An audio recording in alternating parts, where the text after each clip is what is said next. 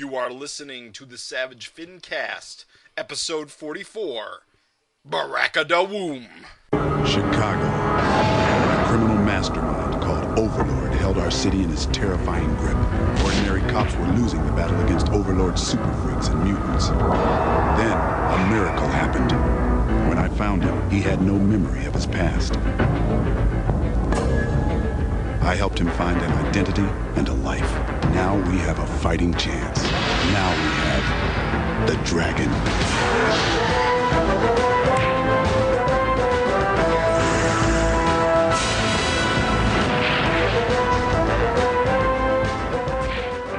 This is the Savage FINcast, the show that puts up with way too much. I am Jim Purcell. I'm Raven Perez. And we are back again for a brand new episode. I have returned from my trials and tribulations, and Raven has returned once again from his. We are still incomplete, though. We're missing Craig. Craig is MIA, and I know Nick wants to come on more regularly, but apparently he's busy as well. Yep. Life continues to happen, but it is nice that there are four of us now that we can juggle this a bit better. You know, the Savage FINcast is also in real time. Yeah, we age in real time. We have real events when from episode to episode, a month has passed, probably more. a month or more. Actually, our turnaround on this one shouldn't be too bad. Although I got to apologize. I spent way too long sitting on your episode. I should have been up like a week earlier. I wanted to listen to the whole thing because I did not trust you. But then I got about halfway through and I realized, oh, this is fine. And then I forgot that you had actually written up the write-up for it, and I didn't need to write my own, and so I dawdled longer than I had to. No sweat. Better late than never, I always say. Yeah, you actually did a really good job editing it. I'm actually very, very happy with how it came out. Hopefully there won't be any of the weird stereo voice for the listeners. Yeah, sorry about that, guys. I probably should have fixed that when I noticed it, but I also forgot. But there's a trick to making it go mono that, unfortunately, you've got to learn by mistake. by doing. I believe if you go all the way back to episode 0, my first episode was split stereo. And I know we got many comments about that. If you listen to, the funny thing is if you listen to it back on a speaker, no problem. If you listen to it on headphones, it is like you have multiple personality disorder. Yeah. Because you got the one voice exclusively in the one. It's like the angel and devil on your shoulder gag. Yeah. Yeah, the way it works is when our recording program records, it records the host on one channel and then everybody else on the other channel. Mm. So, and did you have Nick record separately, or did you? Nick did not record separately. Okay, so it just wound up recording your half and then his a half, and then when you edited it, it was just two halves. So that would have sounded even weirder if there were like multiple people. Exactly. If there were 3 people and you did it the same way, you would be on one channel and the other 2 people would be on the other channel. Oh, yeah, that would have been horrible. That would have been much also noticeable. Right. Well, never again, folks. Never again. You say that. Because if you wind up with a scenario with, well, it'll never be stereo again. Anyway. Rest easy, dear listeners. Yep. So how did you mostly edited it without any input from me? How did the experience go for you? I have to say, I have mad respect for you, Mr. Purcell. Editing these FINcasts. See, there's not one human. That might be if ever robots or alien invaders come, that'll be a test to see who's human, because no human on Earth enjoys hearing their own voice. Oh, yeah, that's a problem. Yeah, so you have to sit there and listen to yourself for 3 hours, basically, because even if the show is like only 2. Yeah, even if the show is like 2 hours, you're going to usually end up like listening to extra and chopping stuff out and re-listening to see if stuff was really necessary during that weird part. Like me and Nick went on a jag that I had to chop because I was like, it just went crazy. And then at one point, of all the damn things, we recorded that show insanely late. Nick gets a fax at like... A fax? Yeah, a fax at like 2 a.m. It's Marty McFly telling him he's fired. I was like, what is this? Like, why? What, for real? Even he was like, what am I getting? He got a "you're fired" fax? No. Oh no, he just got a fax. He just got a fax. Because Back to the Future Day was a few months ago. It was just so funny because like even he was astonished. He's like, I haven't gotten a fax in, great Scott, it's been years. Like, so I know, right? he's like, who could be faxing me? I was like, you have a fax? Like, so. So you cut all that out. Yeah, we cut all that out. Yeah. And like I said, it's just a nightmare editing these things. Like I said. Now imagine we had a guest on and we recorded an entire interview before we actually recorded the episode. Now you got to glue that in there somewhere. Yeah, I mean, like I said, I have a whole new level of respect. Yeah, you'd be surprised how this isn't as simple as record it and then dump it on the internet. Oh. You actually have to test for quality sometimes. And that means, first of all, you got to spend 2.5 hours recording. Then you got to spend at least 2.5 hours listening to yourself again. Uh-huh. And then you put it up on the internet. Listening for weird things like dips and pops and pauses. Pops and clicks and... Or even weird pauses like... motorcycles. With me and Nick, luckily, we were just, back and forth pretty much. But like if there's a group, and I know it happens sometimes with us, and Jim edits it out, so that you never hear it, folks. But like if there's like 3 or 4 of us, we don't want to all be talking over each other. So sometimes they'll just hit a period of silence where everyone's just waiting for each other. Right. And Jim's got to go through and listen for all the little silences and like cut them out. And I'm like, oh. Cut all the silences out. Like, and if someone like starts speaking and someone else starts speaking at the same time, but one person keeps going, one person stops, you added out that chunk of the person who started and stopped. So that it doesn't sound like it's talking over each other. Oh, my God. Yeah, and you got to look for all that crap. Whew, it's nuts. I mean, like I said, I have a whole new level of... My FINcast appreciation is just even more. Now, I've started using a fast forward tool that's part of the editing program. Okay. It makes it a little bit easier. But you still can't do it too fast because then you don't hear the pauses. Oh, yeah. Anyway... It's fun to have more people able to do this, because another bottleneck we have is that if there's only one person doing it and life gets crazy on them, it sometimes holds up the whole process, which is sort of what happened this time. And that's what I was hoping, is that like in the future, if something happens in your court, I'll be able to jump in there and help out. Right. So it's good. The more of us that can do this stuff. So that's a little FINcast upgrade for you folks. A little more stability. Yeah. So. What was I doing? You been up to anything exciting lately, Raven? I heard you mention it. You made the big decision to go turn your webcomic from color to black and white. I am. Whoa, excuse me. I ignored some very good advice. Sage wisdom from comic printing professionals. A legend, maybe. I don't know. It feels like it came from... Nobody buys black and white comics? No, it came from Jeff Smith or somebody who did black and white, and they were like, listen... If somebody, I mean, it's conventional wisdom, right? Right. At least it used to be. It seems like everything is color now. But I read a lot of manga, so. Yeah, well, the funny thing is, okay, let me explain. So the funny thing is this. When I relaunched in 2008, because when I started in black and white for the conventional wisdom reason. Did you go back and color it all? Because it all looked colored to me. Well, I mean, the relaunch was in 2008, so that was in color all along. Oh, okay. But when I started putting comics on the internet, they were black and white. So the reason they were black and white is because, like I said, back then, the conventional wisdom was, this is what they would say if you were a new guy. If someone's willing to read something that's not Marvel or DC, then they're also probably willing to read it even if it's black and white. I see. So, yeah, because most indie comics were black and white at that period of time. Bingo. And when you do black and white, it's just insanely cheaper and it's faster. Well, it's got to be less time consuming. Very much so. I mean, for me personally, I literally lose a day to coloring just like I lose a day. So it's going to cut my workflow in half. So I'm like super happy for all that. But like the main thing is that I ignored that conventional wisdom. Like I said, much smarter men than me. See, it's weird because your comic is so manga influenced. You'd think you'd want to, capture that black and white, traditional style. I wanted to, but with the occasional color page. It was funny to say you were peer pressured into something that lasted for like 8 years.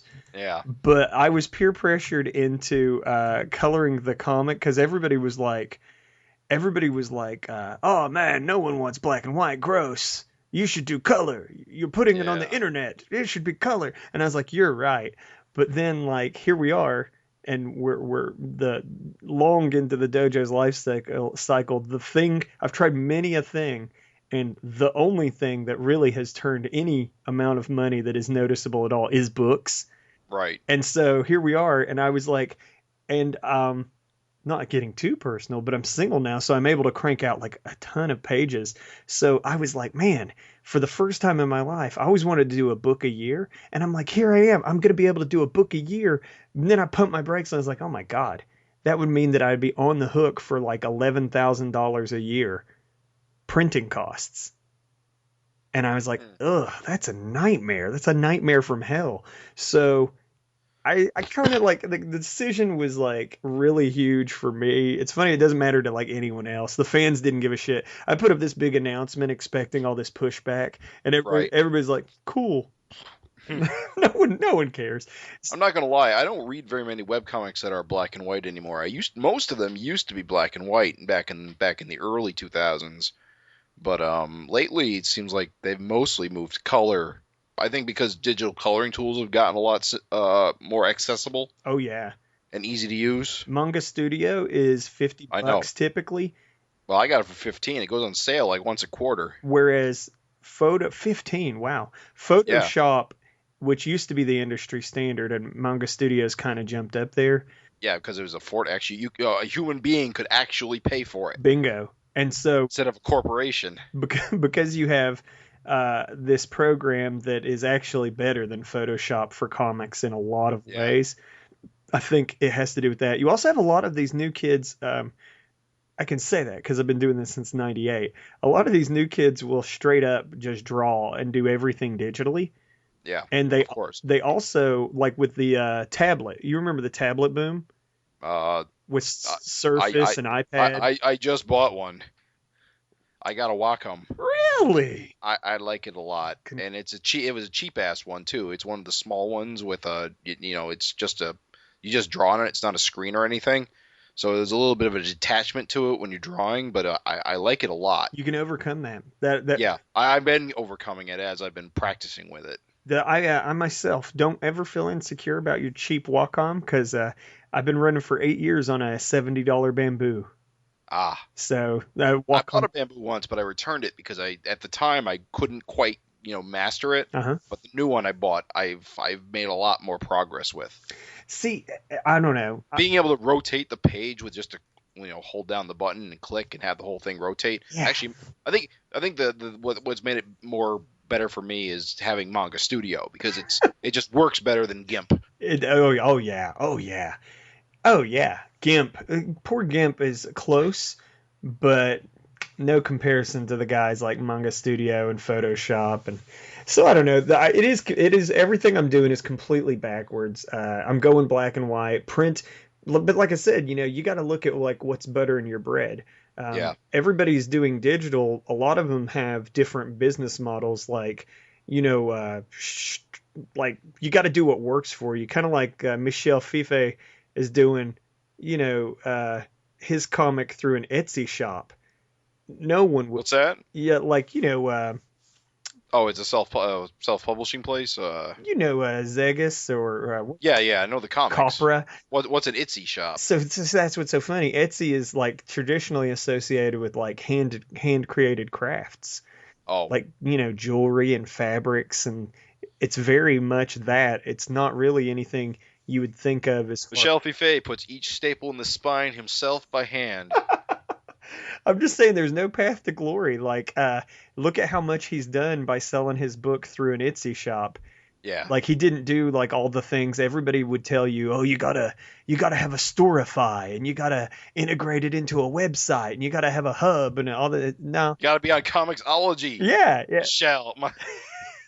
Yeah, everybody. So there's no one set thing that works. You got to figure out what's going to work for you. And for me, I have like hella production. I can crank them out black and white.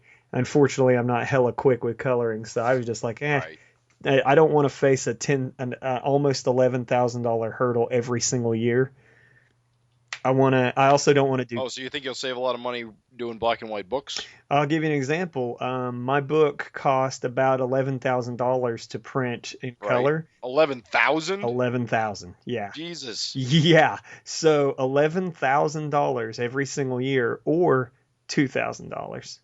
Ah. I'm on your webcomic. I guess you're gonna wait till the end of the arc? I'm gonna finish up my current arc. There's roughly it's an issue left, so there's like 32 pages. So the switch should happen around February or whatever. It's funny, you can probably edit this out. Probably no one gives a shit. But hey, that's the biggest news for me, is I'm going black and white, baby, and it's gonna give me all kinds of time to do fun little side projects. Hopefully that will trickle its way into things like, there's a lot of stuff I want to do for like the FINcast, and just like, as it is right now, I pretty much spend my every waking moment that I'm not at my day job making the comic. Yeah. And like, so even with like dragonfan.net, like there are days when I don't get to update that with news that I want to, because I have to crank out and hit a deadline. So hopefully you will see like just a little bit, everything just a little bit more stepped up. Like you'll see like, Dragon Fan will always update with stuff and never be late and shit like that. So it's exciting. I'll shut up. I've talked way too much. What's up with you, buddy? I've been playing a lot of Fallout 4. Yeah, that's basically been consuming me this last couple of weeks. Well, that's what those games are designed to do. I know, right? I was real bad about it too, because it came out a couple weeks ago on a Tuesday. Uh-huh. But if you did this thing where you like tricked your internet into thinking that you were routed through Sydney, Australia, you could unlock it a day early. Are you serious? So I went through all those hoops to get it unlocked a day early, just so I could play the fucking game a day early. Yeah, it was bad. That's pretty much the depths. Wow. You can sink if you get obsessed with something. You got a German Shepherd and named him Dog Meat and kept him at your side while you played. I traded him in for a robot detective though, because he's the coolest character. Yeah, it's a fun game. It's a post-apocalyptic sci-fi nuclear nightmare type. What's funny? First-person RPG. I cannot imagine that there's a listener that hasn't at least had somebody in their life. Yeah, touched by Fallout. Yeah, because I don't play games that much these days anymore. Yeah. But dude, I feel like I've played Fallout. I've seen so much about it. Yeah. It's everywhere. Yeah. Yeah, it's a big tentpole franchise. It is the Harry Potter of our times. I don't know if it's that big. You don't think there aren't going to be babies born named Dog Meat? Probably not. Because Dog Meat has been the name of the dog since Fallout 1 in like 1996. So you're saying there's already babies named Dog Meat? Yeah. Very, very possible.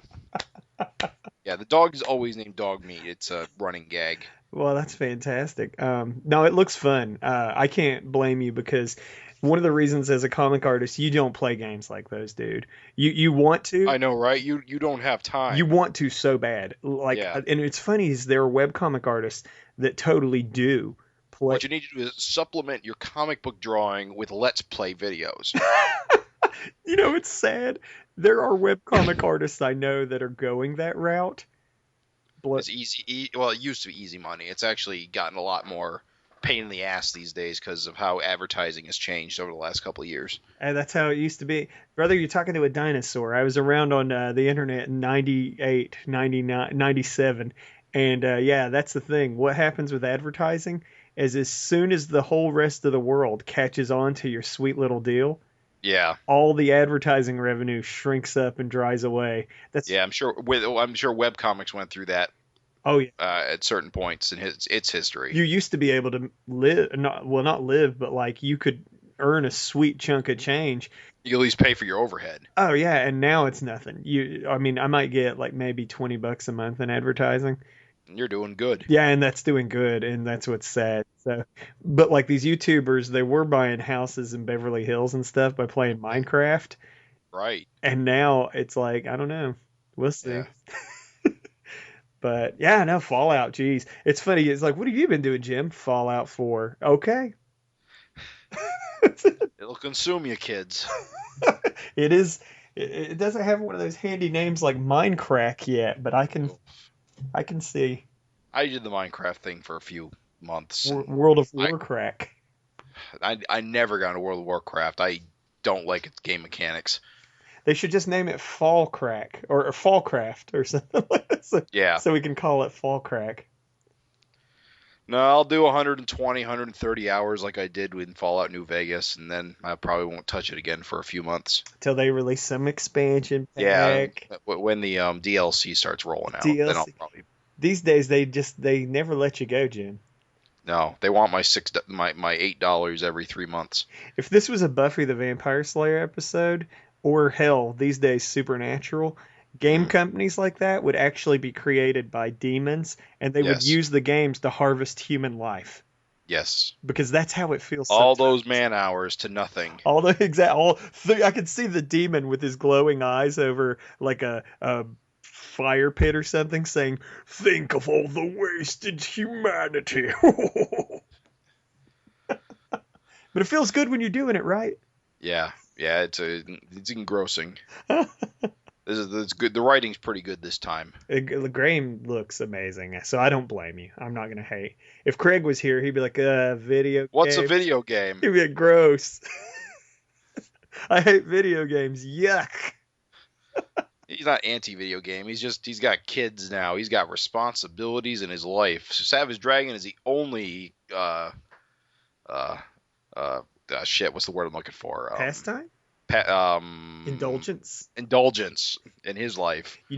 But here's the thing. You said the magic word. He's got kids in his life. Yeah. So in another probably like 3 years or whatever, his kids are going to be all like into VR games and... Yeah, I know, right? Lucky fucking bastards. Some shit we don't even know about. And so Craig will be like, have you guys played the new virtual reality? And we're going to be like, no. Well... I really like what the Oculus Rift shit's gonna do. I just hope it actually, becomes affordable in the next few years. Everything. It's all, Hey, I got the Oh, I also bought a PS3.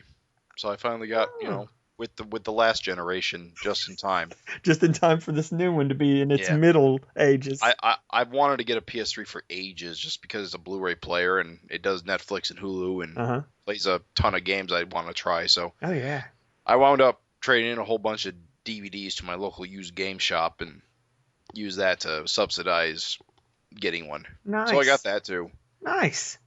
Man, like you need more than one gaming diversion with Fallout. I know, right?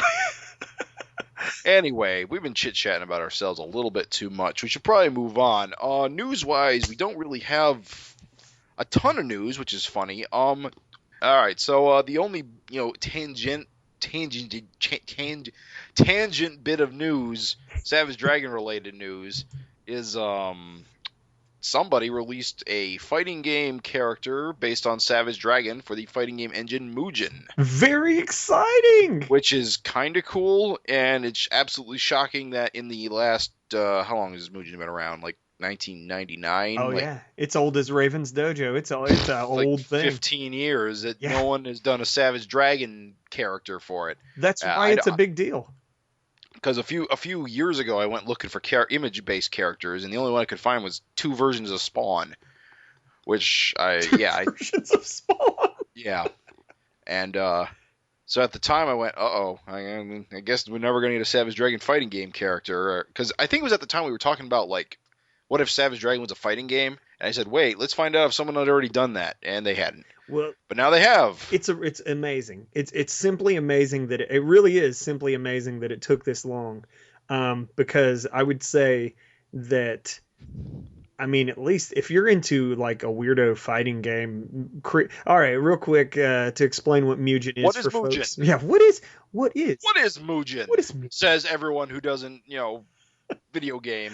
So what MUGEN is it is an open source 100% free create your own 2D fighting game engine. So they don't give you characters, you just download the program. And the tools are extremely crude and basic, but that is because with it you can create any kind of fighting game character as long as it is 2D that you desire. So well, it's primarily designed to emulate the style of classic Street Fighter or SNK King of Fighters or Marvel vs. Capcom.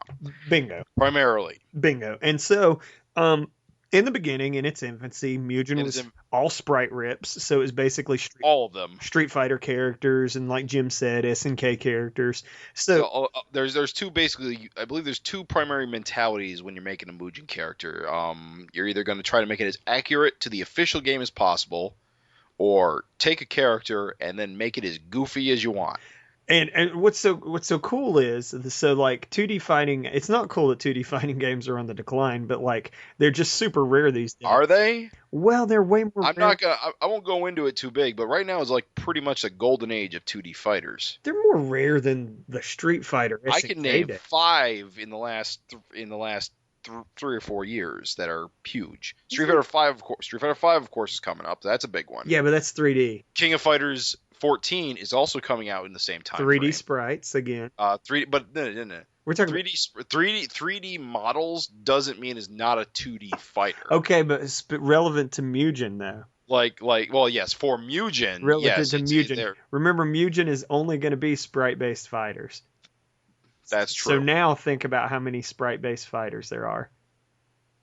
Well, there's none. Oh, exactly. There's Skullgirls. Well, Skullgirls, and then there's a few like outliers like Undernight, Inbirth, which is a Japanese. There's a bunch of Japanese fighters like that. It became Aquapass and if you're talking Arcana about Hearts. If you're talking about 2D, Blaze Blue is pretty much the biggest franchise that still uses 2D sprites. Oh, he does still use 2D. Yes, Guilty Gear is now 3D sprites that look like the crispest 2D sprites you've ever seen. It's actually amazing what they've done with Unreal Engine to make these 3D models look like 2D sprites.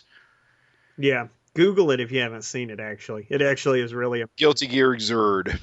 Yeah, XRD. But no, Mugen like basically allows people to make their own 2D characters, 2D fighting games, a la Street Fighter. So it still means you have to actually make the sprites, which for some people means it basically you have to draw these pixel drawings, and you have to draw a lot of them. So for a lot of people, it's easier to just rip them out of games that already exist because they don't have any artistic talent of their own. But if you do have the time talent, saver.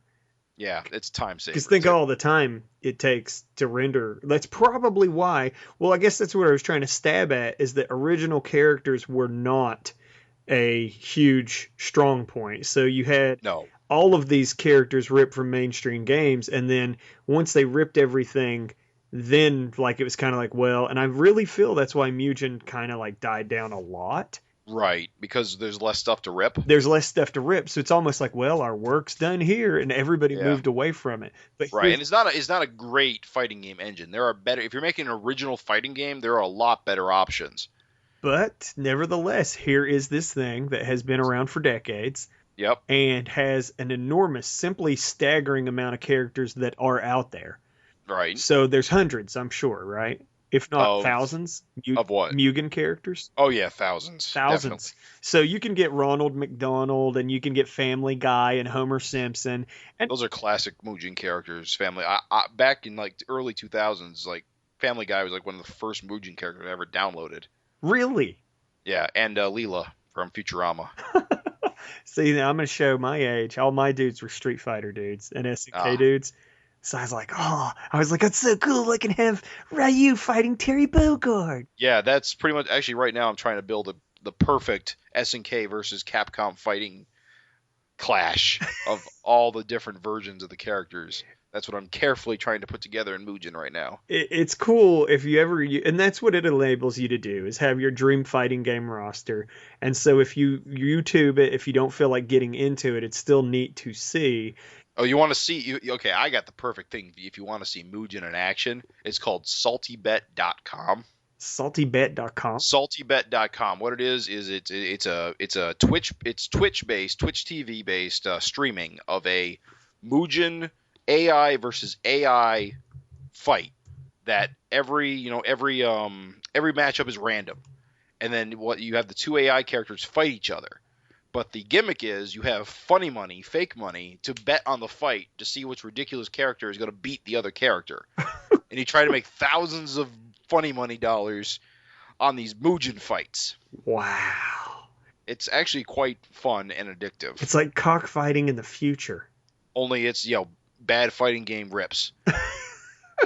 Well, to bring it back home for Savage Dragon fans, it's kind of cool because there is, for the first time in decades, out of thousands and thousands of characters, however the hell it took this long, it, like Jim said, there's two spawns. It's a miracle it took this long to get a Savage Dragon, and yet we have one, and he's actually pretty respectable. Didn't you actually play as him? I played around with him a bit. He's got a few missing components. He's got a pretty good he's got how do I even pronounce this? He's kind of a weird character because he's like Marvel vs. Capcom based. He's got the super jump.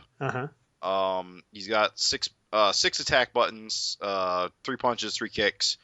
All of his special moves are in the punches though. He's got a forward punch, a fireball motion, which is like a flurry of punches as he moves forward, and then he's got a projectile if you do a backwards punch. He throws a rock. But his kicks don't do anything. He's just got kicks. He doesn't have any special moves in his kicks, and he doesn't have an uppercut like a shuriken. Okay. Which I think is definitely missing. But he's definitely got some interesting ideas going on. He's got 3 supers, which is way more than he needs, I think. They all basically one's a flirt. Wait, what is it? I can't even remember what the supers are. One's a truck. I know he throws a squad car. Right, he throws a squad car as a projectile. And then an 18-wheeler tries to hit him, but he pushes it back, which is a fantastic visual. That is pretty cool, yeah. And it's a really basically the truck hits your opponent. So as long as the truck's on the screen, your opponent can get hit by it. So it's actually a pretty neat kind of a different kind of super. It's actually pretty creative. I can't remember what his other super is. I know he's got another one. I think it's just a bunch of punches. Yeah, I feel like there's a bunch of punches. There's this police squad car, and then there is the 18-wheeler. All in all, I think it's really amazing that it exists. It's cool that it's out there. And if you want to even just see a YouTube video, there's a little highlight video. If you just YouTube the word Savage Dragon and then MUGEN is how you spell Mugen, you can see the video of him fighting Spawn, which basically shows you every single one of his moves. Yeah. So if you don't feel like getting into the Mugen world, it is a fun thing if you feel like getting into it. But if you don't feel like getting into it, you at least see Savage Dragon. Yeah. And his moveset. The guys. And what's cool. I was just going to say the guys that made it, they go by the handles of, I got it right here, Inforossi and Armin _IUF. I'm not going to try to pronounce it, but if this winds up hitting their ears, thanks. Super awesome that you made this. It looks pretty good. It is. I'm going to play around with it. I'm going to see if it can be in. I'm going to see what it can do, and maybe I can improve upon it. And that's the cool thing too about Mugen is that it's all open source. So if you got your Jim Purcells of the world that want to get in there and tinker around a little bit, clean up a sprite, something like that. Yeah. Mm-hmm.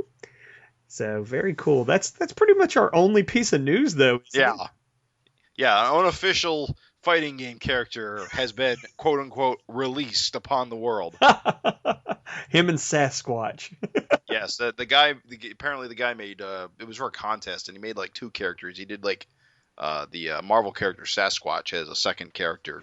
I love the comments though because it's funny because people are like, "Oh, I love Savage Dragon! Oh, amazing! Oh, I remember that show." A lot of I remember that show. So it's just cool to see Savage Dragon fans, just all over in all different types of environments. It's neat. I like it. I'm happy. It's good. So trucking right along. Yeah, we got we're gonna do FINteresting Conversation. I think we haven't done one. You didn't get to do one last episode because you didn't have access to the emails. Right, and my apologies, folks. But we have one for this time. It was written by Nicholas Burgess. He says, "Hello, FINcast. There are Batman movies, Superman swimsuits, Spider-Man coloring books, and Hellboy vinyl toys. Dragon had a cartoon and some toys, sure, but what merchandise or adaptation would you have liked to have seen over the course of the history of Savage Dragon?" And then he goes on to say, "I wish there had been a side-scrolling Savage Dragon arcade brawler in the early to mid-90s. Remember the X-Men and Simpsons and Ninja Turtle arcade games by Konami? Savage Dragon and his Freak Force buddies would have been a perfect match for that kind of game. Well, how about you guys? Thanks for the great show, Nick." Well, we've talked about the hypothetical Savage Dragon brawler. I think that would have been a fun game to have back in the early 90s. It definitely would have left an impression, I think. Oh yeah, that would have been huge. Game. People still talk about the Simpsons arcade game to this day. Oh yeah. To be fair, that game's fun, but honestly, when you have unlimited quarters, it's not as fun. Yeah, it ruins it a little bit. But other than the brawler or the fighting game we never got, or even like the Super Nintendo game we never got. I feel like we've talked games a bunch. Yeah, we talk about video games all the time, so we're going to talk about merch. Dragon Underoos. You would have liked Dragon Underoos as your choice? No. Oh, not me. Okay. And we did get Dragon Pogs, so not those either. I didn't know that. I believe there were Savage Dragon Pogs. Savage Dragon audio cassettes. Really? Savage Dragon rap. Are you? So I keep waiting for you.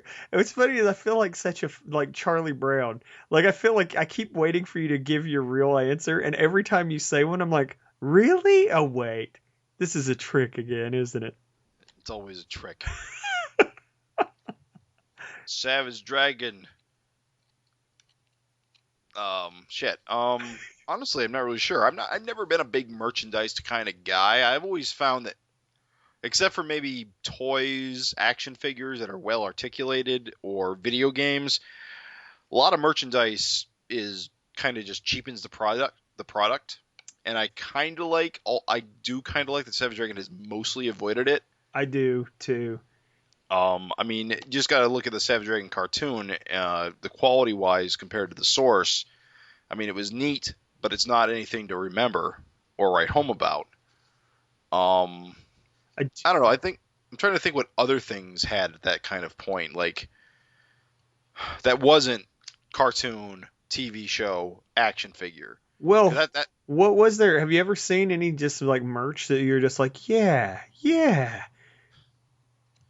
Because it's almost never that way. I think you would need something neat, like a Fin hat, like a Savage Dragon Fin hat. Oh my god! It's like a base. It'd be like a beanie, but it'd have the fin on it. It would sell to no one. No one. That'd be something I want to buy. It is hard because when you think of like other like Savage Dragon merch that's not toys or video games, or putting an image on clothing of some type, it does get into the Starship Enterprise pizza cutter, where you're just like, someone has that. I don't know. Do you think Savage Dragon would handle a prose book series? I think that it could, because I've always thought Savage Dragon had just a gigantic world. So you could definitely write something. I mean, if you wanted to, I think you could, because there's just so much out there. I tell you, I hate to be this way, but there's almost always someone that I was wishing we were seeing more of. Yeah. So I think it could support a prose. If you wanted prose of it, you could. The 9-book sequence Low Blow Adventures. You Charlie Brown me again, you bastard. I'm missing the foot. Only this time I'm serious. Oh, sorry. I would read books about Low Blow. Would you really? Maybe. I would listen to audiobooks about Low Blow. Like with celebrity voice acting. Yeah. Well, there's I go back to this again. There's actually a whole bunch of like not audiobooks, but like radio dramas of like Judge Dredd. Okay. Yeah. Radio dramas. There's like Doctor Who based ones, and I think Star Trek did a few. Of course, you look at Star Wars. Star Wars is the more merchandise market tapped in terms of there's spin-off fiction. There's literally nothing that doesn't exist either. When you're talking about like Star Wars everything, it's all existed.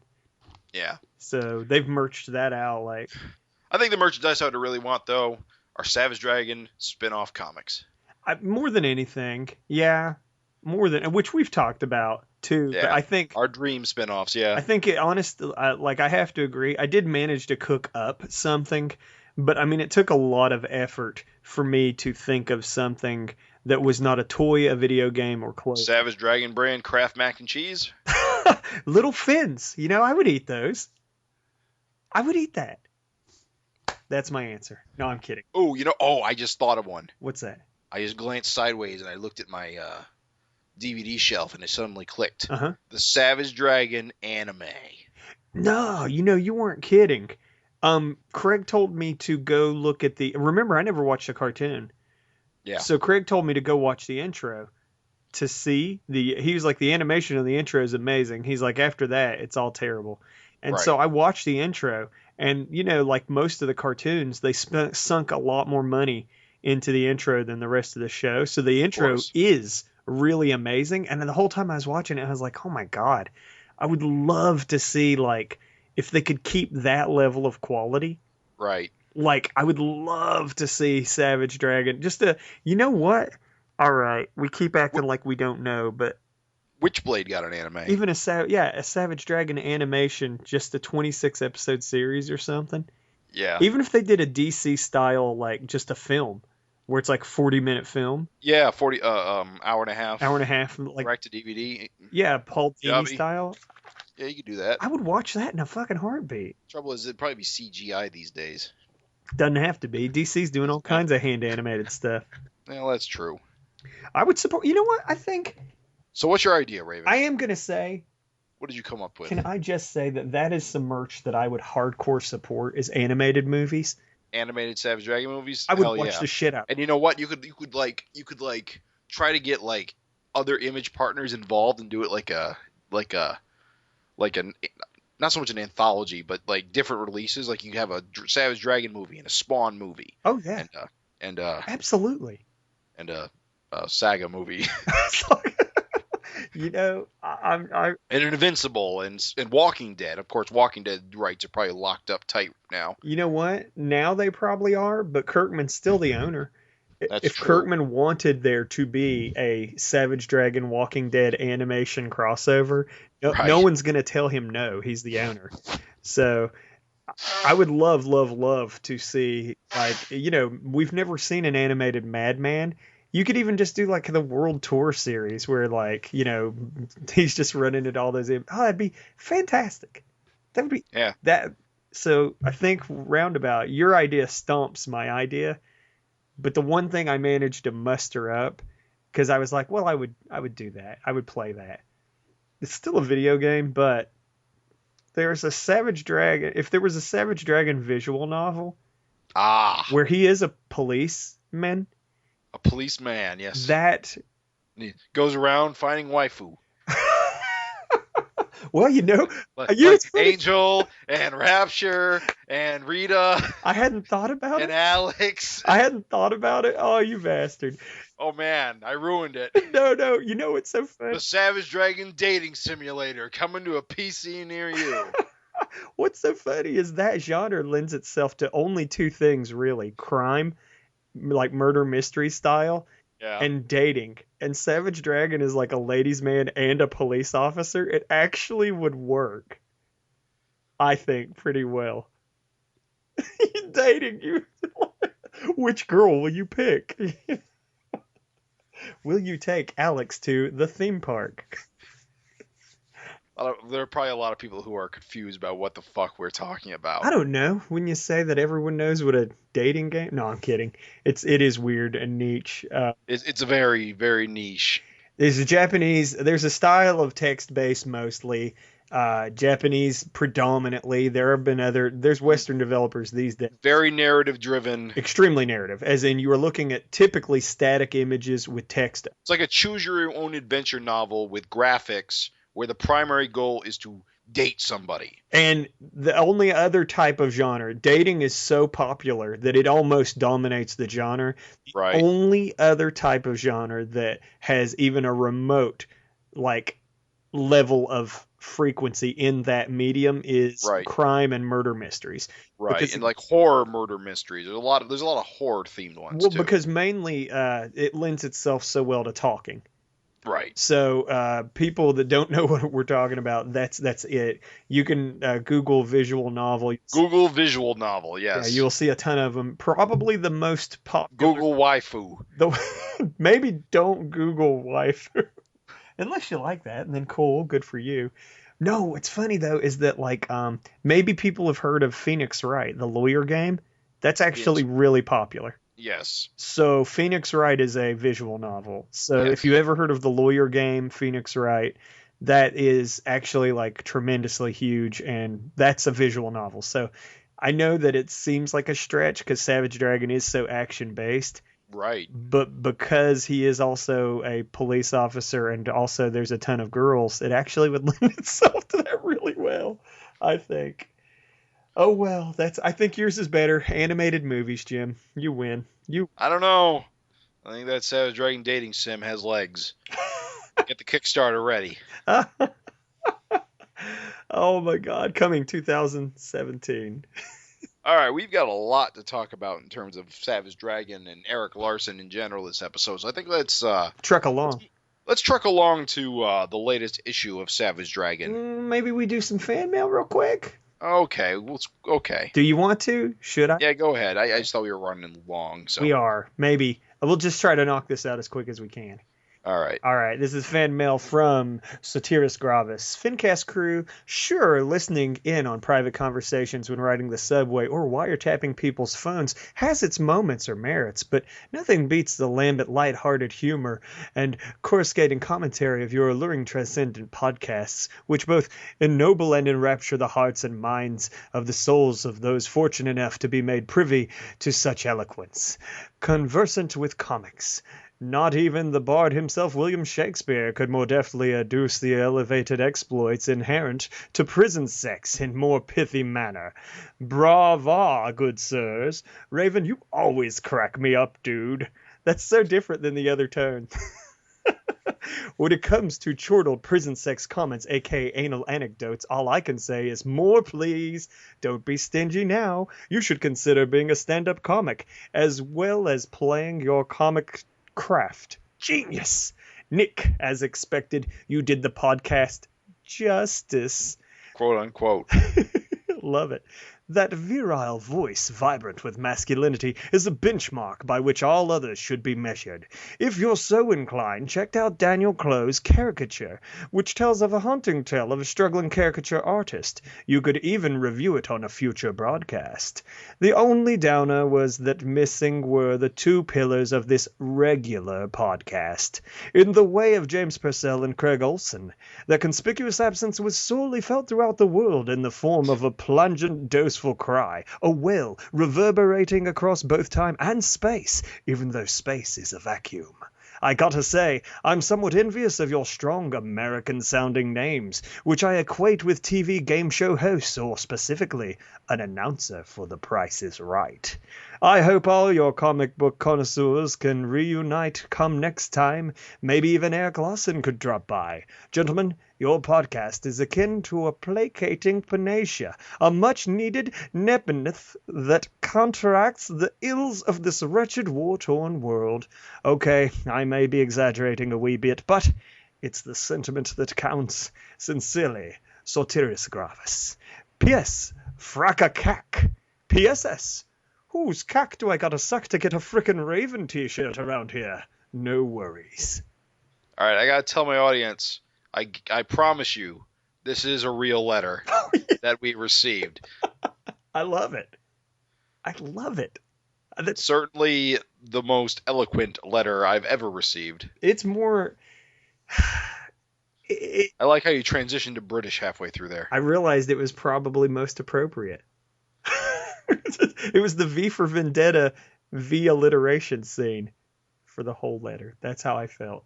No, it was fantastic. I love it. Don't change a thing, baby. Keep those letters coming in that same manner.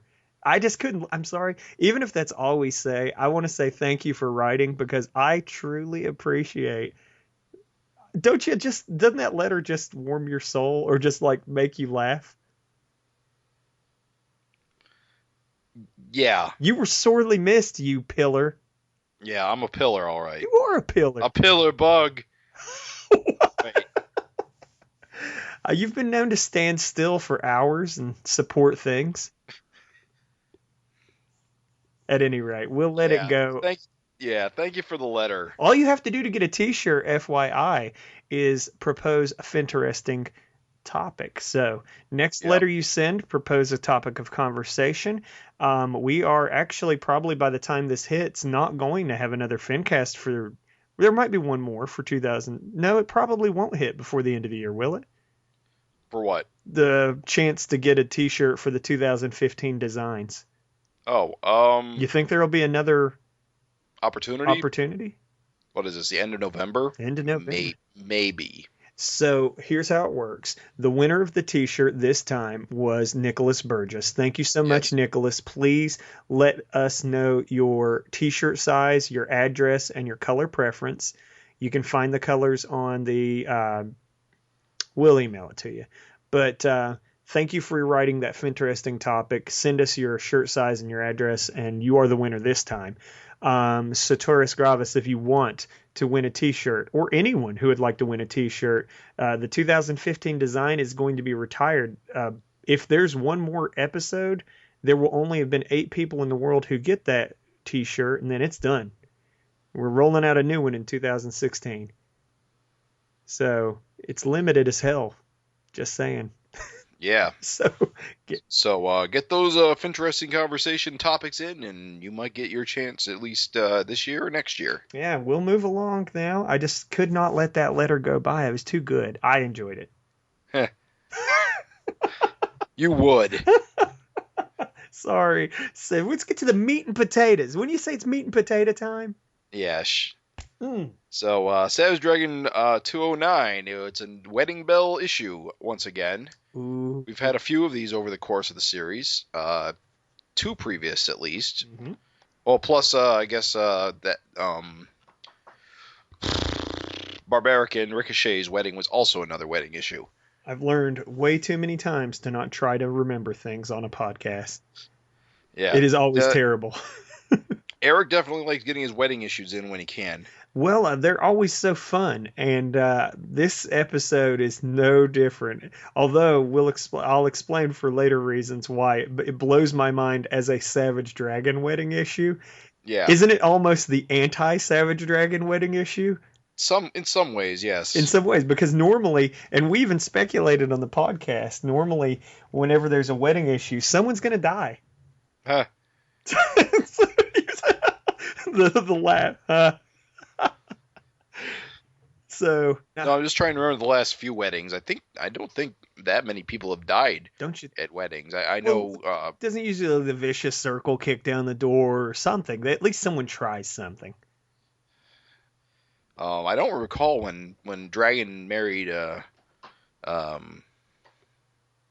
Jennifer in the second time.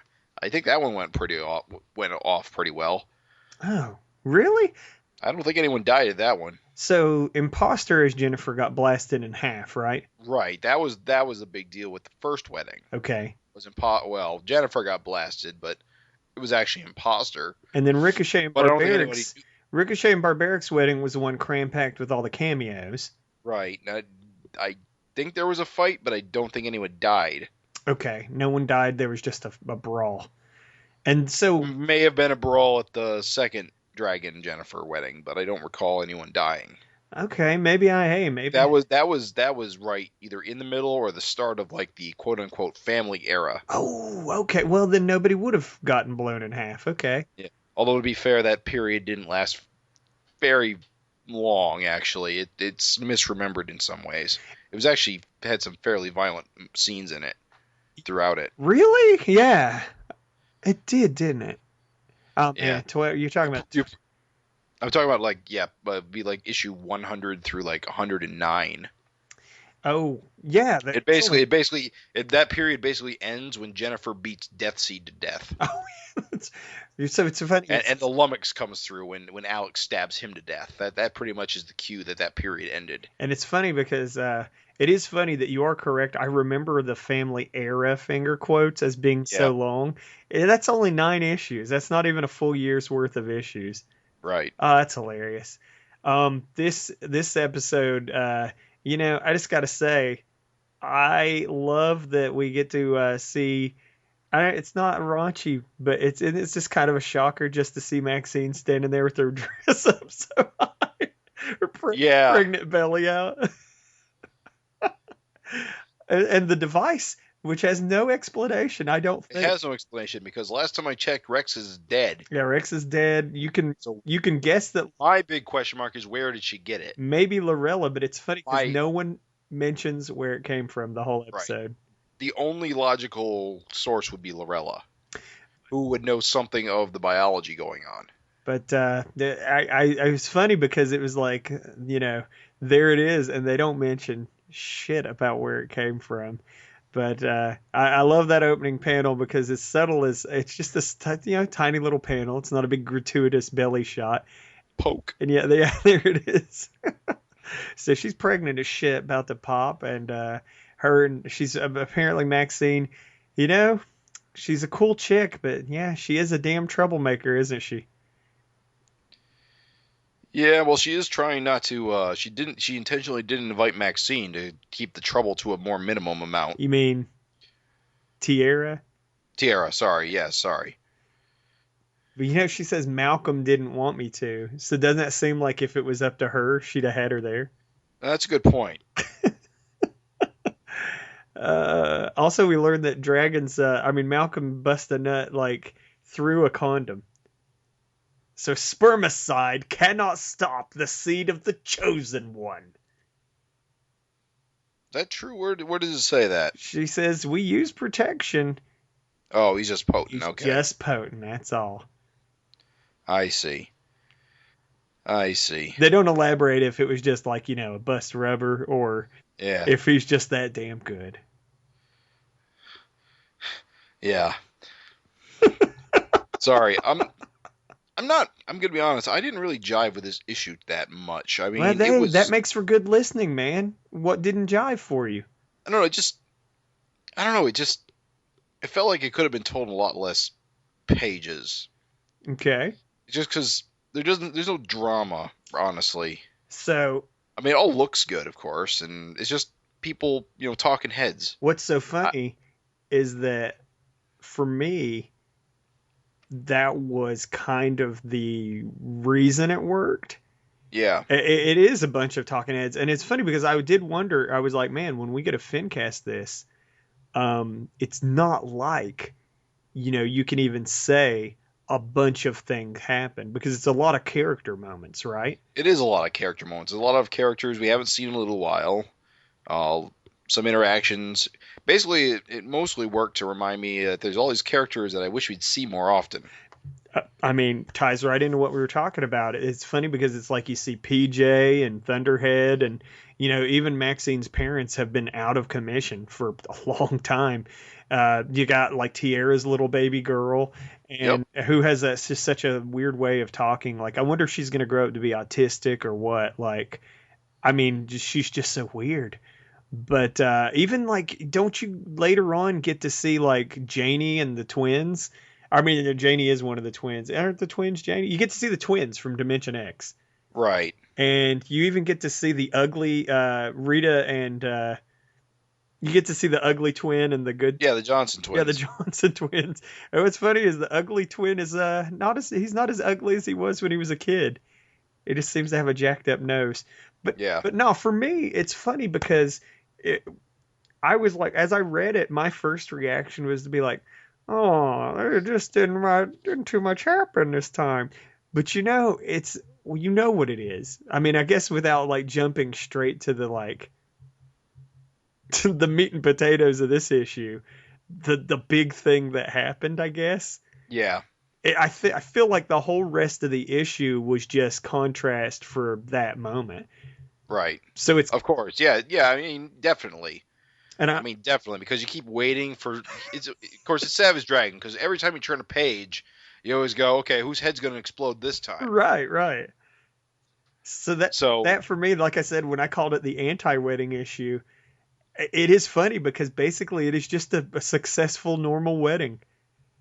It is no vicious circle, no And I kept thinking, you know what I kept thinking? I was like, this makes Dart the worst vicious circle leader ever. Right. I mean, it's either a suicide mission to attack those weddings, and then it never goes well. I mean, I don't know. Shit, the imposter got blasted in half. They thought they were killing Dragon's wife, so that would have been a pretty successful hit. But I'm just saying, it's so funny because, like, I, like you, just kept waiting and waiting and waiting for something to happen. I gotta say, if the big thing didn't happen, I probably would have been pretty down. But I felt like... Yeah. I will say the ending definitely, drives things forward. It definitely is an ending. I feel like it works so well with how... I'm not going to say mundane, because I enjoyed all the character moments. Right. But, hey, people weren't fighting. I will say the biggest surprise was that Alex was at the wedding. Yeah. And that surprised me the most. They didn't let Dragon out either. No. Well, that didn't surprise me. I figured they wouldn't. Didn't you think he was going to show up at the last second and be like, "Congratulations, son"? No, I felt that would be that. I think that would. I don't think that would work. I don't think that would make any sense. I was surprised. So I didn't expect him to show up. I was surprised he wasn't there. I am surprised we didn't get like a moment with him, but there, So let's talk about, since it was character moments, before we get to the big meat and potatoes. Yeah. So I mean, it's okay. I mean, we're not the. This isn't the Savage FANcast. I mean, you're here to honestly talk about how you feel. So, would you have liked to have... We'll talk about the character moments you liked, because there's a character moment that I was over the moon for. I was super happy for.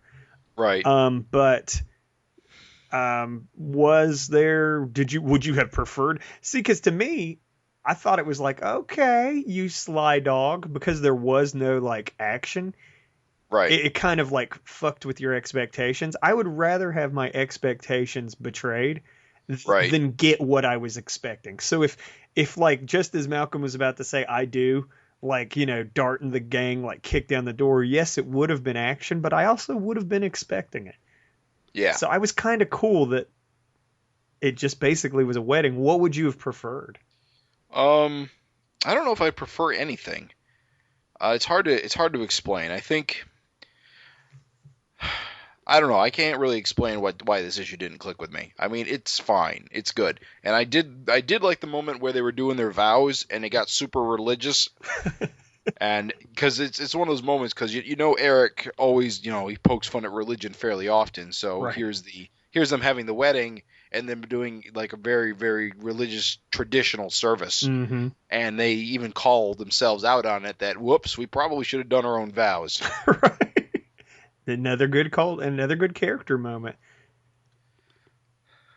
So that was kind of funny. I like that bit quite a bit. Good. And of course, I like seeing characters that we don't see very often, like the Janney twins and the Johnson twins and Rock and Widow, and who else was here? And Alex, of course. I guess I'm surprised there were like no cameos, super cameos. Maybe it's something he's already done. It actually makes sense that there wouldn't be, because Malcolm hasn't been active for very long. He hasn't built too many relationships outside of his circle of his father's friends. Honestly, because it's mostly been himself and Angel and Maxine. He hasn't had any adventures with Invincible or Spawn or anybody yet. Young. Are you still there? Yeah. Yeah, and there's no reason for Youngblood to show up. I was surprised that they weren't, but yeah, you're right. It's basically like a...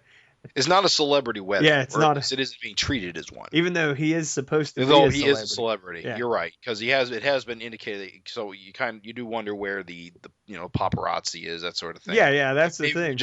Maybe we're just not seeing it. Of course, they do call at the end of the wedding. They do say no paparazzi. Okay. That's right. They do mention there's no paparazzi when they get to Hawaii.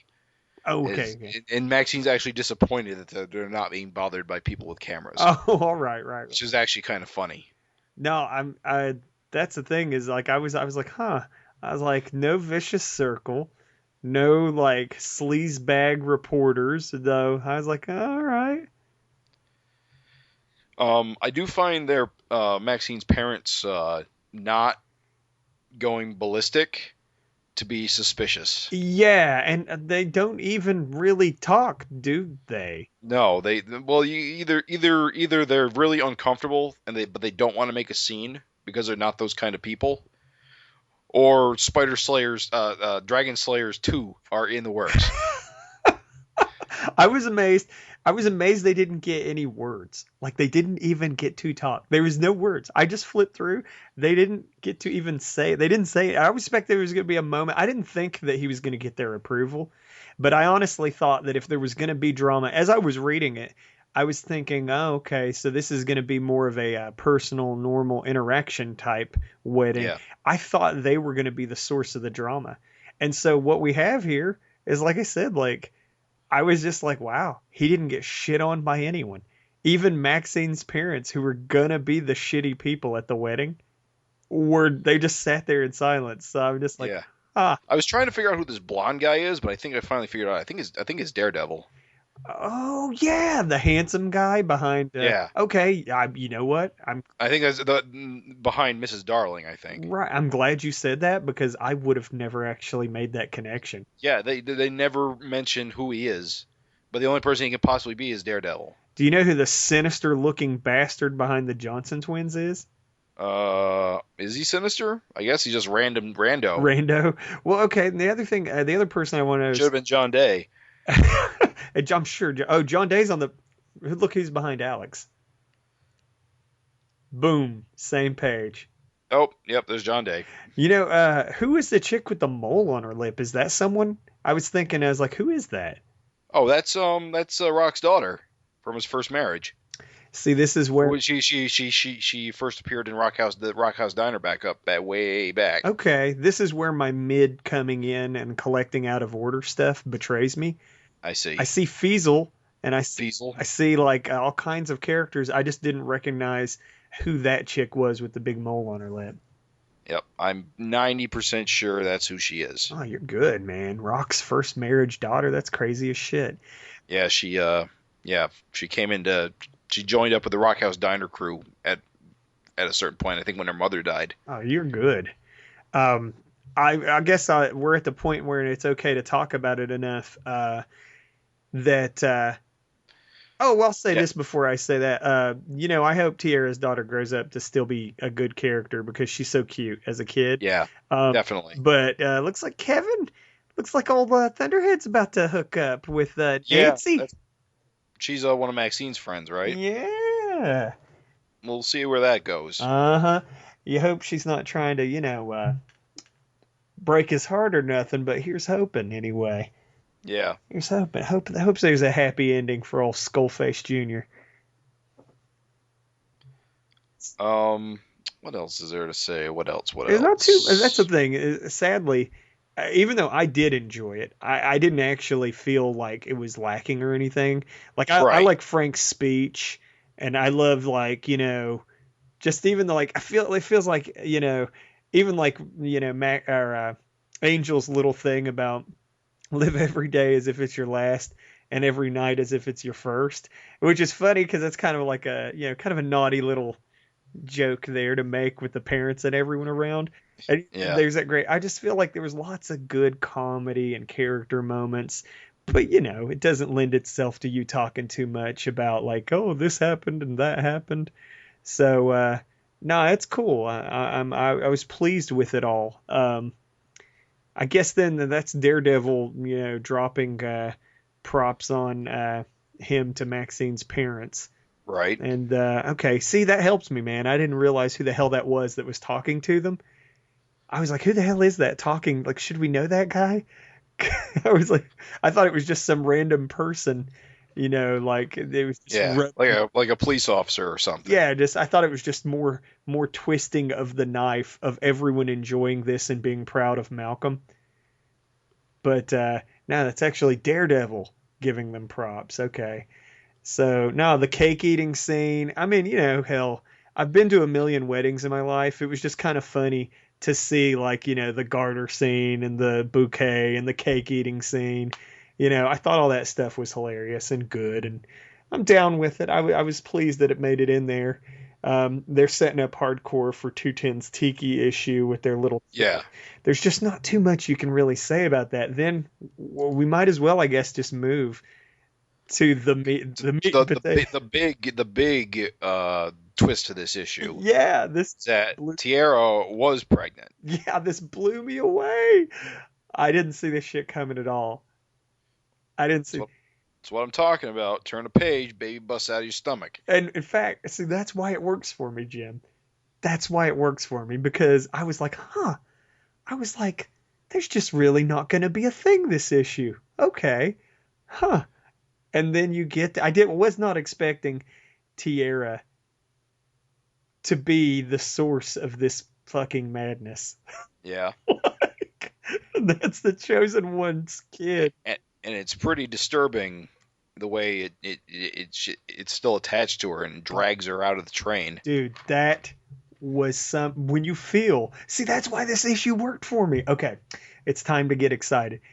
So the whole issue is like your big fake out. You think something's going to happen at the wedding. You think the wedding's going to be like the big, like, vicious circle's going to kick down the door and something crazy's going to happen at the wedding, or Maxine's going to go into labor during the wedding, or you think something like that is going to be where that comes from. And I don't know why, but when I saw Tierra crying on the subway train, I thought it was just one more broke. I thought, oh, next time we'll see her, she'll be on her way to see the power broker, or maybe you'd think she's crying because she's listening to all these kids gossiping about, Dragon's wedding. Hell no, she's getting the Aliens 1, dinner, Last Supper. Boom! By the way, I've been sitting on this. I've been waiting for the FINcast. You know the sound effect that should have been there? What? BRAKKA-WOMB. BRAKKA-WOMB. I don't think there are any sound effects in this issue. There wouldn't need to be. No, not for the wedding. Yeah. I'm flipping through. I don't see. No. But BRAKKA-WOMB. Yeah, the baby crawling was just so insanely. That was so disturbing, dude. That was like, I was really, and you think after all these years that you can't be freaked out by this book, or that it can't. Right. Because we've seen people get their heads cut off, and like people cut in half, and you've seen like you said, Alex stabbing a guy to death basically in her underwear, and just so much crazy stuff. And they've talked about the Chosen One's baby killing its mother. They've talked about it so much, and I don't know why, but I always envisioned that they've even said the words come bursting out of you, and I still thought of it as like vaginal birth complications. Really? Yes, I don't. I've always imagined it this way. I don't know why I never imagined. I feel like such a schmuck. Trying to think. Rapture had complications because of this, but they managed to. She had a premature baby to save her. Oh. I believe that's what happened. She was having complications because of the baby's strength, and so she wound up going into labor and having it cut out of her. And because it was premature, that's how the Covenant of the Sword were able to pretend it died. Right. It was premature. I was going to say also it was the Covenant of the Sword stole it, so that's why we never saw. But that's how they covered it up, by having it be premature, and it would be believable that it would die alone on its own. So this scene. Holy shit. I'm just saying, like, if you saw this thing on, like, a movie, like that movie would be rated X for violence. Like, I'm just saying, like, which is hilarious because everybody thinks X-rated movies are just for, like, porn. Yeah. But, like, I swear I can't imagine this scene. Like, this is such a crazy scene. Yeah. I gotta wonder where it's crawling off to, though. I gotta wonder what Eric's plan is. It's obvious there's a lot of dragon babies now, and on the top of that, we know that the vicious circle, or whoever, for whatever reason, was trying to kidnap dragon babies. Yeah, because remember, somebody was trying to kidnap dragon babies during. No, that was it. That was in the Free Comic Book Day issue. So that still takes place in the future, and we don't know who they were. Oh. We don't know what their motivation is. We don't know if they're vicious circle or not. That was Fountainhead. Right. Yeah, that was Fountainhead trying to kidnap the babies, and we don't know if he was related to the Vicious Circle or not. Okay. My theory is it's related to that the frickin' Shao Kahn looking guy. The power broker? No, the guy in the mountains that gave The chosen one, or the unknown guy, or whatever his name. yeah, whatever he's called. He hasn't been. We haven't seen him in ages, so we've kind of forgotten what his deal was. He gave Brenda Funker her goo powers. Really? You thought that the baby's kidnapping was tied to him somehow? That's my theory. Huh. Oh, well, you know what? It's probably Dark Lord. Now that I really think about it, Could be. I mean, and he's got a history of kidnapping dragon babies. yeah, for whatever plan. Well, okay, yeah, I was going to say for whatever reason, but he did say that the chosen one says the dragons are always the X factor in his plans. Right. So it makes sense to want to control the X factor. So he gets his hand on Barry, he gets his hand on this one, and for whatever reason, he's getting all the powerless ones that Laurel's popping out. I don't know what his plan is. It's crazy. It's funny because with all the things in play, we now know that a chosen one's powers can be turned off. Yeah. So you have to wonder, then, does the technology exist to turn a regular Krylin into a chosen one? You know, this scene would almost be better if the baby had started crawling away and he crawled into like Dark Lord's legs and like Dark Lord picked him up. That would have been a hell of a way to end the issue. See this, but it's still a big mystery what's going on. We don't know yet if it's even Dark Lord related. Yeah, it might just totally be unrelated to anything. I love the visceral, like shocking, like plot twisty, like you're just like coasting through this easy breezy, like Malcolm has a wedding. It was just like you said, page after page of fake out. Like I kept thinking, where's the drama? Where's the drama? Oh my God, they got through the wedding. Shit was okay. Kevin even, Thunderhead even got a potential hookup. And I was like, wow, everything's going too good. And then bam, this baby creates all kinds of madness that you don't even know what could come of it because, like you said, there's so many different things that could happen now. Not to mention the fact we haven't even mentioned yet, Malcolm has another son out there. He does. So the lead of this series has a kid on the way and a kid he knows nothing about. Yep. Oh, it's awesome. I'm just saying it's crazy. And being a celebrity, if the word gets out it's his, which I don't know, there's security cameras on subways. There's all kinds of ways this can get out. This seemed like a very what's the word I'm looking for? Like straight out of the Warriors type of subway station. Yeah. With like elevated with like nobody around. Don't you think there's still at least like a security camera thing potentially? Yeah. Yeah, it was weird. Yeah. I mean for the scene it definitely needed to be an empty train, but it's weird that there's nobody on it. Or that anyone was around to see what happened. Oh, but they'll find it. Oh, I'm sure they will. And the paparazzi press, like the Rag magazine, Tierra did actually run to them with a pregnancy story, so they're aware. Even though they thought it was a hoax, when they see this chick laying there with an umbilical cord out her exploded stomach, they're going to be there to make the connection.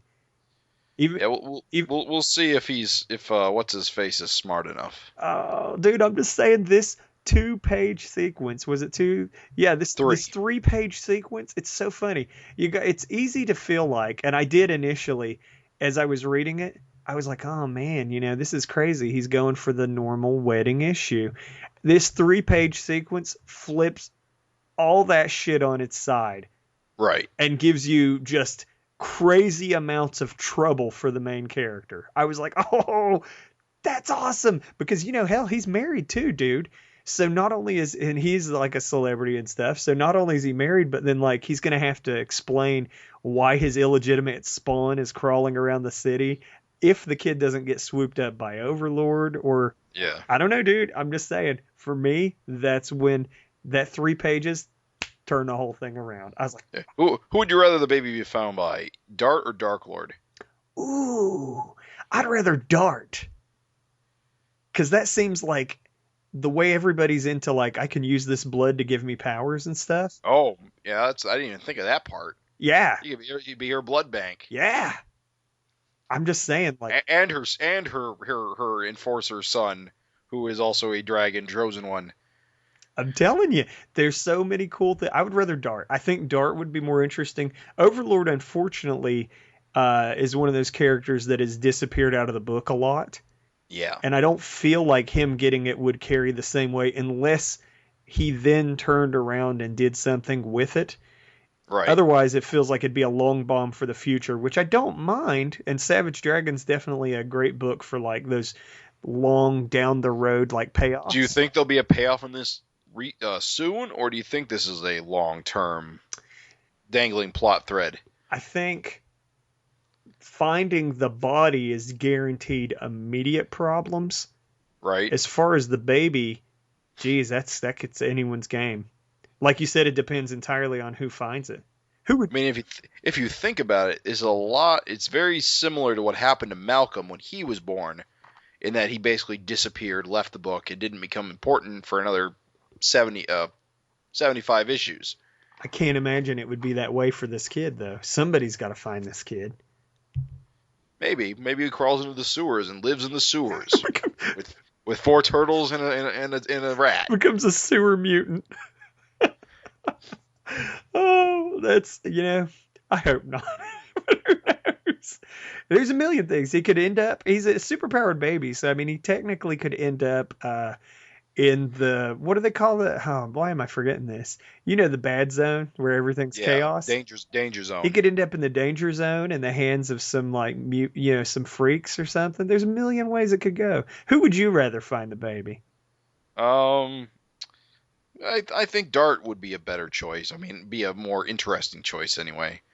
Instead of it, just being another pawn in whatever Dark Lord's current schemes are. Hell, Belko could even find it and have crazy things come out of that. Melvin Belko with his baby? Who knows? I mean, they're saying, like, he's so into, like, the whole genetic splicing type thing. Yeah. That, like, even he could, if he found this baby, what if we're both wrong and, like, he dices the baby up immediately and, like, uses it for, like, powers or something? Seems like something he would do. He's crazy as shit. So he would go from like he would Glum style. He would transition Glum style from a jokey character to like a super deadly serious character. Yeah. You never know. Anything could happen. That's why I'm stoked. I'm down with it, man. I'm still on board. I'm still happy. Do you, after we talked about it, I know when you read something and you're on your own, and sometimes you like talk to people and like maybe it sort of sways you. You feeling swayed, or you feeling like you still wish there was more? Well, no, I like this part of the issue. I liked it from the beginning. Uh-huh. I completely got the whole tonal shift thing from like the smooth wedding. There was no supervillains. There wasn't even a fight with the parents. It's just, it happened. They're on their honeymoon. And then twist is it goes straight into this tragedy with Tierra. Right. I mean, I got that. I like that. It's just the whole wedding part I thought was just took up so much of the issue. It just didn't really entertain me the way I wanted it to. I gotta say, I'm glad you used the word tragedy. It totally cued me into something else we've not talked about. She was a total cunt, but I felt so bad for Tierra. Like, wasn't that just the most tragic end? Yeah. That was sad. She doesn't have robot friends to make her superpower belts to save her. Somewhere Nick Justice weeps. Oh, he was a fan of Tierra? No, but he has talked about being moved to tears frequently. Oh, okay. So I'm just saying, somewhere it was a sad moment. I was like, that is just so sad. That is the saddest. Like, I wasn't like, I hate her. I was like, oh my God, that is tragic. Yeah. That is the worst. Like, to die all alone, like, ugh. And like, what the hell was she thinking? Because like Malcolm warned her. I don't know, dude. Yeah. Yeah, you got to wonder about that. Yeah, she was warned. So, like, what the hell was she thinking? I don't know, dude. It was good. It was good. You remain unswayed. So, their honeymoon is underway. Looks like everything's perfect, but I guess there's going to be trouble in paradise. Do you want to move on and discuss the backup of Legend? Yeah, let's talk about the backup really quick, because this is a really interesting backup. Of course, this is a backup by Laser. Lazur. I can't remember where he's from. He's definitely European. Polish. Okay. He made this sorry. He made this tribute comic to a character called Mouthful of Death. Is that her name? Mouthful of Death? Based on Fletcher Hanks. What was the name of that chick? Hold on. Phantoma.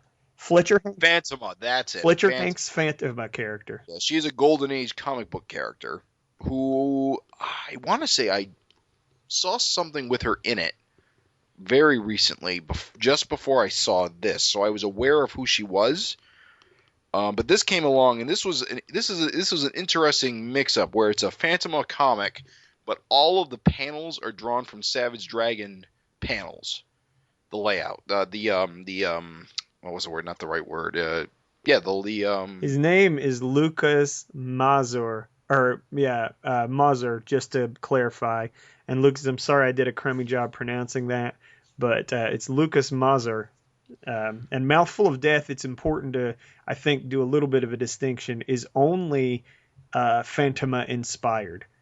Oh, okay. Yeah. So the character's name is Mouthful of Death? Mouthful of Death is the character, and it's so weird, the timing on this. My brother lent me a book about, like, Golden Age, like, regrettable superheroes or something. Right. And so I actually read up a ton on a ton. There's 2 pages.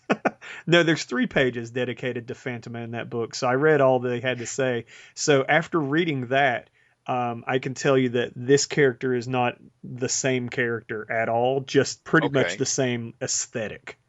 I see. Yeah. And the other thing about this is that all of the panels are taken from Savage Dragon panels in terms of homage, in terms of character placement, blocking, that sort of thing. This is also the first appearance of this in color. So yes, that's awesome. It was originally released on the internet in black and white. Mm-hmm. So we read that a few months ago, actually. And I believe when we read it was on the forum, and I think that's how it got to Eric's attention. It's awesome. It's pretty cool. I love it. It's definitely you can definitely see the Larson influences in the art, and in the especially, of course, with the panels being drawn from Savage Dragon panels. The whole left-right punching thing going on. Mm-hmm. You know, and the action in the speed lines. Speed lines, of course. And the motion between panels, like getting punched, and then, you know, the transitioning to another panel. But the flat shading on the coloring, I want to say, really did push it to a whole new level. I love it. I think it's really fantastic.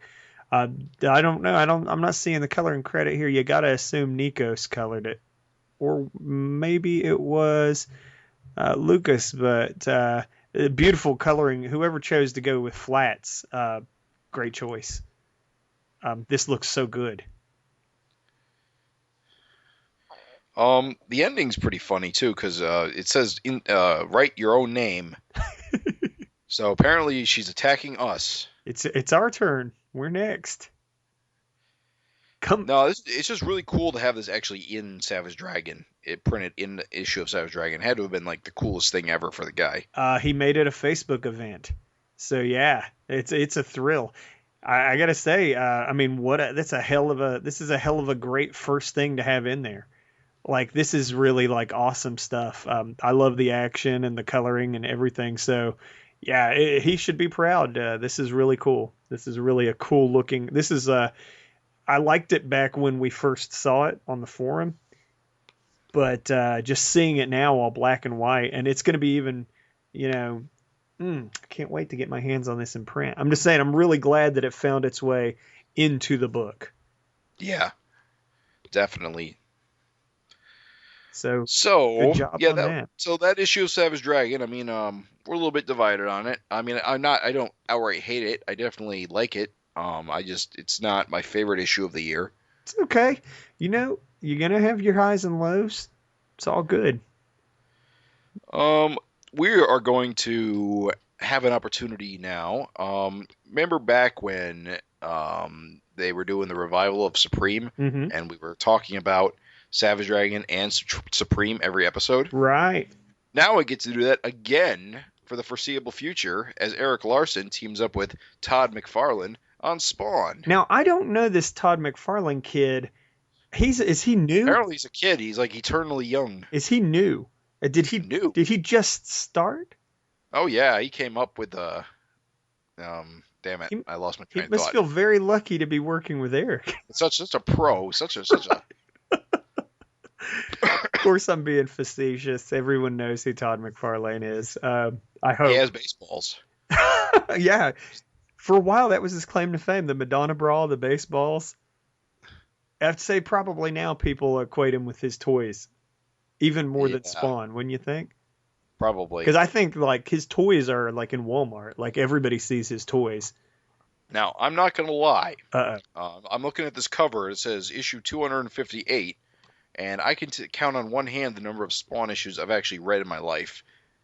Well, actually, I can't count them on one hand because you can't have 0 fingers. It takes me 4 hands to count the number of Spawn issues I've read in my life. Really? Yeah, I actually read a run of them back when it very first came out. But I dropped off due to, like, I didn't have a comic shop convenient to me. So I was ordering them through mail order, back when Spawn was coming out. And so eventually I was just like, I don't feel like mail ordering this. And so I quit. But like, the thing is, I used to be a Spawn jerk. I have new respect. Jerk? Yeah, I used to be a jerk, dude. And like I said, I'll admit. Were you a snob? I was a snob. I was a snob because I didn't like, all the fact, and it's funny because Eric's gone on to talk about it. He's like, well, you can't get mad at the other Image founders for what they did. He's like, they all did what they wanted to do. I just did what I wanted to do. And like, he's like, just because I'm doing, something that you think is better doesn't make me better than them or whatever. But like as a kid, because remember, Spawn came out when I was a kid. Right. So I was, prone to hot-headed ideas. As a kid, I hated the idea that like Spawn wasn't going to be just created by McFarlane a la Savage Dragon. I see. So like I was super like, whenever like, Capullo, even though Capullo is great and everything, but I'm just saying like whenever other people started like working on Spawn, like that wasn't why I was into like indie comics. I was into comics to get like a singular creator experience. I see. So as soon as like Spawn started to just change creative teams and things, right? Because I was nuts. Like you got to understand, when Spawn first hit, I was like goo goo gaga for all the art and stuff. And remember, computer coloring was new too, so nothing looked as good as Spawn. Liquid. Oh my! With an exclamation mark. Yeah. What was it? The Moo Crew? Or no? What? No. What? Liquid was the one though, right? Yeah. Liquid was Marvel's go-to for that early digital coloring stuff that was all like bright colors and But Spawn, even in all the digital coloring, although I want to say Malibu Comics did a lot with digital coloring early on. It was I think that's why Image worked with them. Yeah, it was a weird sort of I think it was a weird era. Yeah, I want to say Malibu did actually lead the way for digital coloring, but like I said, like for me, for some reason, like just the coloring on Spawn was head and shoulders above the other computer colored books. Yeah. So compared with I was a total McFarlane art fanboy. And remember, I hadn't read any Spider-Man because even as a kid, I hated all those Marvel characters, right? Yeah. So I wasn't like... Or you're a DC guy? No, I hated all corporate comics. Oh, you didn't like any of them? I have a weird origin of hating all corporate comics, like almost always. So weird. So yeah, so like unlike most people, even I came in like in Fantastic Four. No, I like out the gate I was like, bleh. But so like I wasn't like, when everybody like likes like Larson's Spider-Man stuff, I've not read a drop of it. I see. And I didn't like know McFarlane is like, oh, this is the guy that did Venom. Like all I knew was here were these 7 renegade badasses that were breaking off and doing their own thing. Yep. And I was like, oh man, that's awesome. That's what I want to do. Kick ass. And so, yeah, I was like, I want to break off and do my own thing. Exactly. Well, I never wanted to draw Spider-Man or any of that stuff. I only ever wanted to do my own thing. Right. See. And so remember, this is a pre-internet. So for me, these guys were like, really, I was like, yeah, they're making it possible. Like people are really eating this up. It's cool, because it was like kind of a shocker. And so when this guy goes on and then like, lets other people do his book and all that stuff that he did, and starts really focusing on the toy company and all that stuff, it was the biggest turnoff. So I was such a dickhead. I was such a snob. I was a snob about it. Now I watched a Spawn movie, and I think I maybe even had a Spawn toy or something like that. And there was that Super Nintendo game, wasn't there? Yes. So I'm just saying, like, I was all over like all these Spawny type things, but at the same time, for all that, I would say I still dropped out after like maybe a year and a half or something. Yeah. However long it lasted before he switched out. So like it is crazy after all these years to be buying Spawn again. Personally, I was turned off because I wasn't really into the whole dark grit and gritty thing. Yeah. And like characters like the Clown and even Spawn himself just kind of didn't do anything for me. I didn't. Yeah, that's another reason is I was reading it for the art. Yeah. And all the hell stuff. I don't know why. It just didn't click with me. Yeah, I didn't actually. The art didn't really click with me at the time. I'm not an art-centric person anyway. Right. So when I looked at it, I mostly just saw like, I don't know, it just looked confusing more than, than what I was used to. Uh-huh. And I just could not find a way to get into it. I mean, in a lot of the ways, I was somewhat snobbish at that time in terms of my comic taste. I largely ignored Image as a whole until like 2001. Right. And when I was aware of Image as a company. Okay. Throughout the 90s, because I read Wizard Guide to Comics. Sure. All that shit. I was not really familiar with the guys who broke off to form Image because I wasn't reading comics at that time. Okay. I wasn't familiar with the creators, so I didn't have any attachment to any of them. So my primary exposure to Image was the Savage Dragon cartoon, Wildcats cartoon, and I didn't really like what I saw in either of those. I know, right? The double-edged sword of having your own cartoon spin-offs. Like the worst exposure you could get. So fast forward to 2001, I'm out of high school and I have disposable income, and I see a comic called Noble Causes by Jay Faber. Okay. And from that point on, I basically became a fan of Image Comics. Okay. So Jay Faber is the first creator I think of when I think of Image Comics of all people. That's weird. It's quite weird. But that got me into Image superheroes, which led me to Invincible, which led me to Savage Dragon, which led me to Invincible. Cool. All right. And that's how I became an Image fan. So you can say... Because then I went back in time and I figured out, I was an idiot. Of course. I think we all were at one point. Everyone comes in, looking at this, looking at things in weird ways. Like I said, I realize now as an adult how stupid it was to like hate Spawn for that was the dumbest reason to hate Spawn. Yeah. I probably, if I started collecting it again, would enjoy all of Spawn if I just read it without being a dumbass. Yeah. I've heard I've got buddies. You got to understand, every time I talk about Savage Dragon, because I always try to talk to whoever will listen. I got anyone on the street. Any random hobo. If he's like, got any change? I'm like, got any time? And I just start. Let me tell you about my personal Lord and Savior. I start in with the Brotherhood of the Fin. No, the thing is a million times people have come back at with me. Oh yeah, I love Spawn. And I get it that like for a lot of people, Spawn's their Savage Dragon. You know what I mean? Yeah. So that's why it's kind of like these are two great tastes that maybe taste great together. Yeah. Well, I'll be honest. I'm coming into this with basically very, very, very minimal knowledge of what Spawn's deal is. Okay. I know he died. He made a deal with the devil. Right. And the devil screwed him over. Right. By having his wife remarry, and so he couldn't be with his wife. Yeah. And as far as I'm aware, his wife is dead, and now he's in hell trying to get her soul back.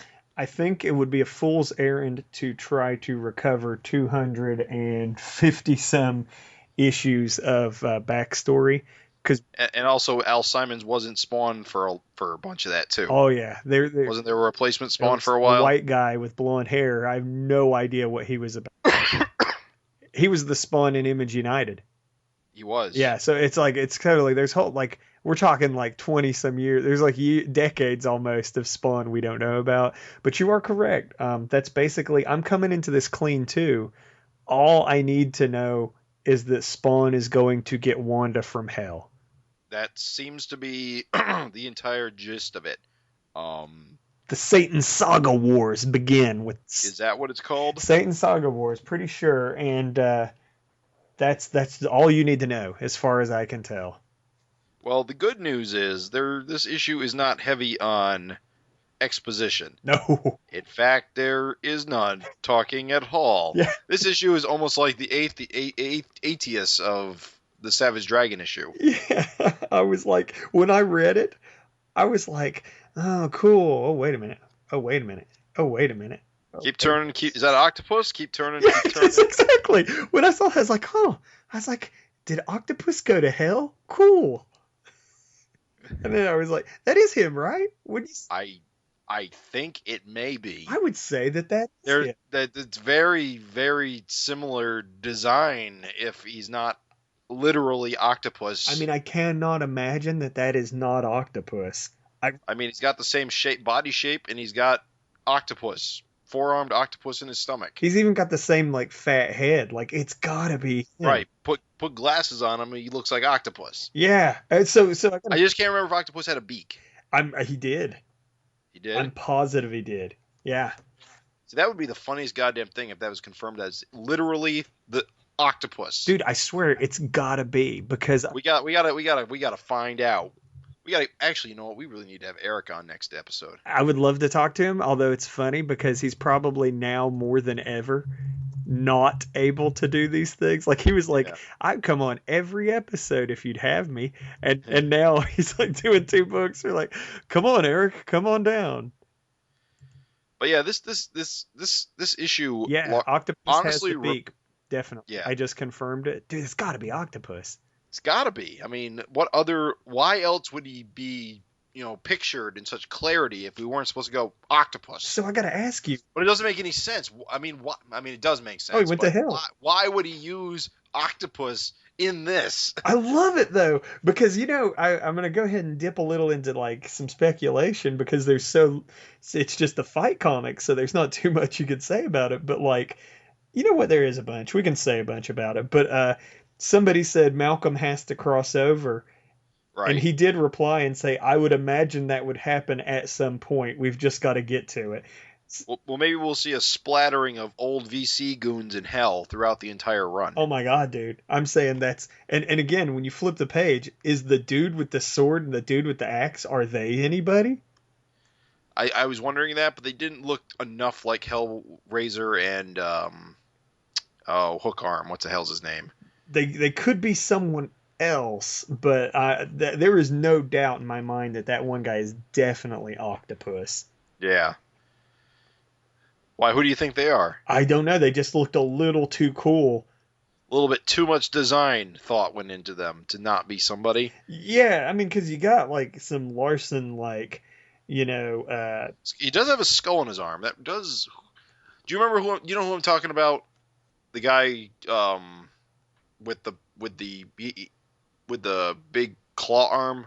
I don't. Damn it. Sorry. He's always hanging out with Hellraiser in the early days. Oof, no. Dates Glowbug. No, it's just not hitting me. I'm sorry. All right, we'll figure it out later. What was I trying to say? Oh yeah, this issue largely reminded me of something like Shaolin Cowboy. Oh yeah. In that it's just a non-stop action sequence. Dude, I loved it. I definitely like it, but I almost don't like it for the opposite reason I didn't like the issue of Savage Dragon, whereas nothing really happens. You're such a finicky biscuit. I need a proper balance in my diet. I will add for you. I will add for you that somebody asked him on Facebook, what was going to happen. And I think maybe he was something was thrown his way, and he said he'll be doing the writing on the next issue. Really? Yeah. So I'm guessing that this was Todd's choice to just let Eric do his damn thing. Yeah. And so probably that's why this is so minimalist. What this does do, though, is it basically tells me what all of Spawn's powers are. Apparently, it's Green Blast, chains, and the cape. And the cape, yes. The cape can strangle people. I love the sequence where he is beating the dudes with the other dude with his cape. I had not seen Spawn do that. I'd seen him strangle people. Right. Like, you know how the cape chokes people? I had not seen the cape physically pick anyone up and swing them around. This is probably something Spawn fans have been reading for like hundreds of issues, thinking is awesome. Oh, the chains. I've seen him do stuff with the chains too. Right. But again, it's not like in the Spawn issues I read, Spawn was just running around killing motherfuckers with this much carnage. He did or he didn't? He did not in the issues I read, because in the issues I read, he was on Earth. Right. So he might fight. Can't get away with this much gratuitous violence. Oh yeah, he kills thousands of people. He does. That's the other thing, is that like Spawn, when I was reading, it's gonna be so funny if Spawn fans listen to this. But like when I was reading, Spawn's powers were limited and were ticking down constantly. Oh, he could only use them a limited amount of time? Every time he used his powers, he was moving closer to like losing them eternally and just being a mindless servant of Satan. I see. So there was a constant countdown clock in the original Spawn comics that I was reading. Really? Yeah, so he would like blast someone with power, and there'd be like a thing, and it would just be like, it started out at like 999, and it would like, or something like that, and it would count down lower and lower and lower. And so like to see his Spawn this damn powerful, like just shooting his blasts like nuts and like using his cape and all that, because that's why the early Spawn used guns and knives at all. Oh. Because he didn't want to just use his powers like willy-nilly. Gotcha. Because every time he did, he was moving closer to eternal damnation. I see. Clearly not a problem. Yeah, something's clearly changed. I wonder if we'll ever be told. I don't know. I'm not going to try to think about it too much. Maybe because he's in hell? Yeah. Oh, while we're talking about moments we love, is it not fantastic that the dude with the guy coming out of his back gets cut in half? Yeah, that was actually pretty cool. When I read this issue... A lot of creative deaths in this, I'll give it that. I gotta say, when I read this issue, this is my Kill Bill, The Bride versus the Crazy 88. Yeah. Like, that's the way I'm reading it. Like, the whole time... And you gotta... The trick to enjoying this thing is that, Eric's fast, but he didn't just bang this out in, like, as quick as it took you to read it. Right. So you really got to take time and go back and appreciate stuff. There's comedy and moments in there, like when the big berserker dude pushes the other guys out of the way with ram horns. There's a little fat demon in the background, and just the look on his face where he looks so stupid and clueless. Right. It's comedy. I'm saying there's stuff in here if you take the time to read it. It's banana sandwich, actually, the amount of stuff that's actually here. So if you're out there and you're a listener and you're reading around and you're just feeling like, man, I read that in 2 seconds, or nothing. There's details. Yeah. There's details galore. Just read it again. Maybe I'm weird, but it was a little weird that the survivor count was on the right-hand page for like 2 pages when it probably should have been on the left the entire time. I don't know that bothers me, only because didn't the... Do you have a print copy? I do, and... There's no, like, ads in there, are there? No, it's all no ads. Okay. Yeah, at one point, the survivor counter is in a panel frame.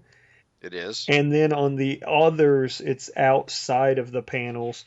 I guess if it was more consistent, it would have been better, but it didn't bother me. I was okay with it.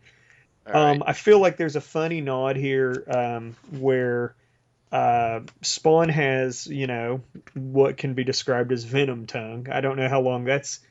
Yeah, that wasn't a thing? That wasn't when I was reading it. Spawn didn't have a mouth, but now... At all? At all. It was just kind of a Deadpool. He's definitely got venom tongue going on right now. Yeah, it was a Deadpool kind of a thing where you could see very clearly his expressions through his mask. Uh-huh. So it was extremely expressive faces, but this new Spawn has a fucking mouth and a venom tongue. Well, what's so funny is, I guess FCO, the colorist or whatever, there's a somewhat of a Carnage looking character. Right, I was just looking at him. He also has a venom tongue. Yeah, I was like, that's funny. It's just... Well, these are all demons from hell. I assume they all, they're all similar scenarios as to Spawn, where Satan gave them their power. So see, and again, my limited knowledge of spawns is this: a hell spawn, which is what Spawn is, is like an elite soldier in hell. So for him to just be tearing through these guys by the thousands, you might be like, well, GD, what the fuck can stop Spawn? It's that these guys are panty wastes compared to a Spawn. Like, a Spawn is a big deal. Oh, okay. So at least that's the way it was when I was reading. I don't think Spawn's ever rebooted. Yeah, because that guy you were pointing out, he has the same like facial pattern as Spawn does too. Yeah. With the only it's like black instead of white. So I feel like I don't know if there was ever gone into the dichotomy of hell or anything like that, but like for you to see things like that, it makes sense that there would be kind of some Spawn-esque looking guys, like lesser demons. So Right. all these guys are nothing. I get the feeling, Spawn's going to run into some stuff. In the comic, Violators are a big deal, or at least they were when I was reading. Like a Violator could give a Spawn a run for its money. It was a pretty serious threat. So I mean, you got to assume that like he's not going to spend it won't be all splash pages or an action for the entire arc. Right. But this definitely feels like two things. One, it's I guess this has been building up to. Mm-hmm. This isn't something that just happens. It's just he's been building up to this whole going into hell, rescue his wife thing. Mm-hmm. But it also works as if this is your first issue, it is very accessible. Oh yeah. Because it isn't really slapping you in the face with a lot of details. Oh yeah. Which I mean, and two, another thing it does is it just sells the shit out of Spawn as a cool character. Like when I read this, he definitely is an action badass. I'll give him that. It makes me feel dumb for not having read Spawn all these years. And it doesn't quite do that to me because I think there's a lot of Larsonism kind of going on right now, and I don't know if anyone else who's ever done Spawn could channel that. That's true. Even 199, I guess it was. I went out and picked that one up because I got poked about it on the message board for not having read it. Right. So I went out and bought 199, and 199 didn't even bring the heat quite like this. Yeah. Like this is just even though it was another instance where it was like Todd and Eric teaming up together. This is just such a badass team up. Like I love their combo, just the way that like sometimes it's all Larson. Yeah. Other times you can really see that McFarlane super detail. Like yeah, you can definitely tell. Like here's a good example on page like 18. Mm-hmm. If you look at the first panel with the guys getting decapitated. Okay. There's a lot of detail in that face that Eric wouldn't do. Right. Typically. Right.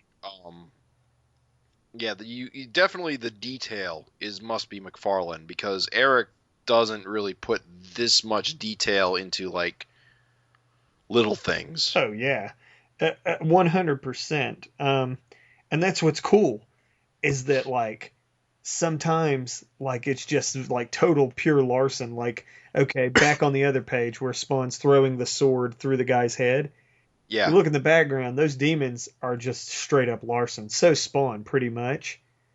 But then like you go down like even the next panel and look how detailed like Spawn's face is and stuff.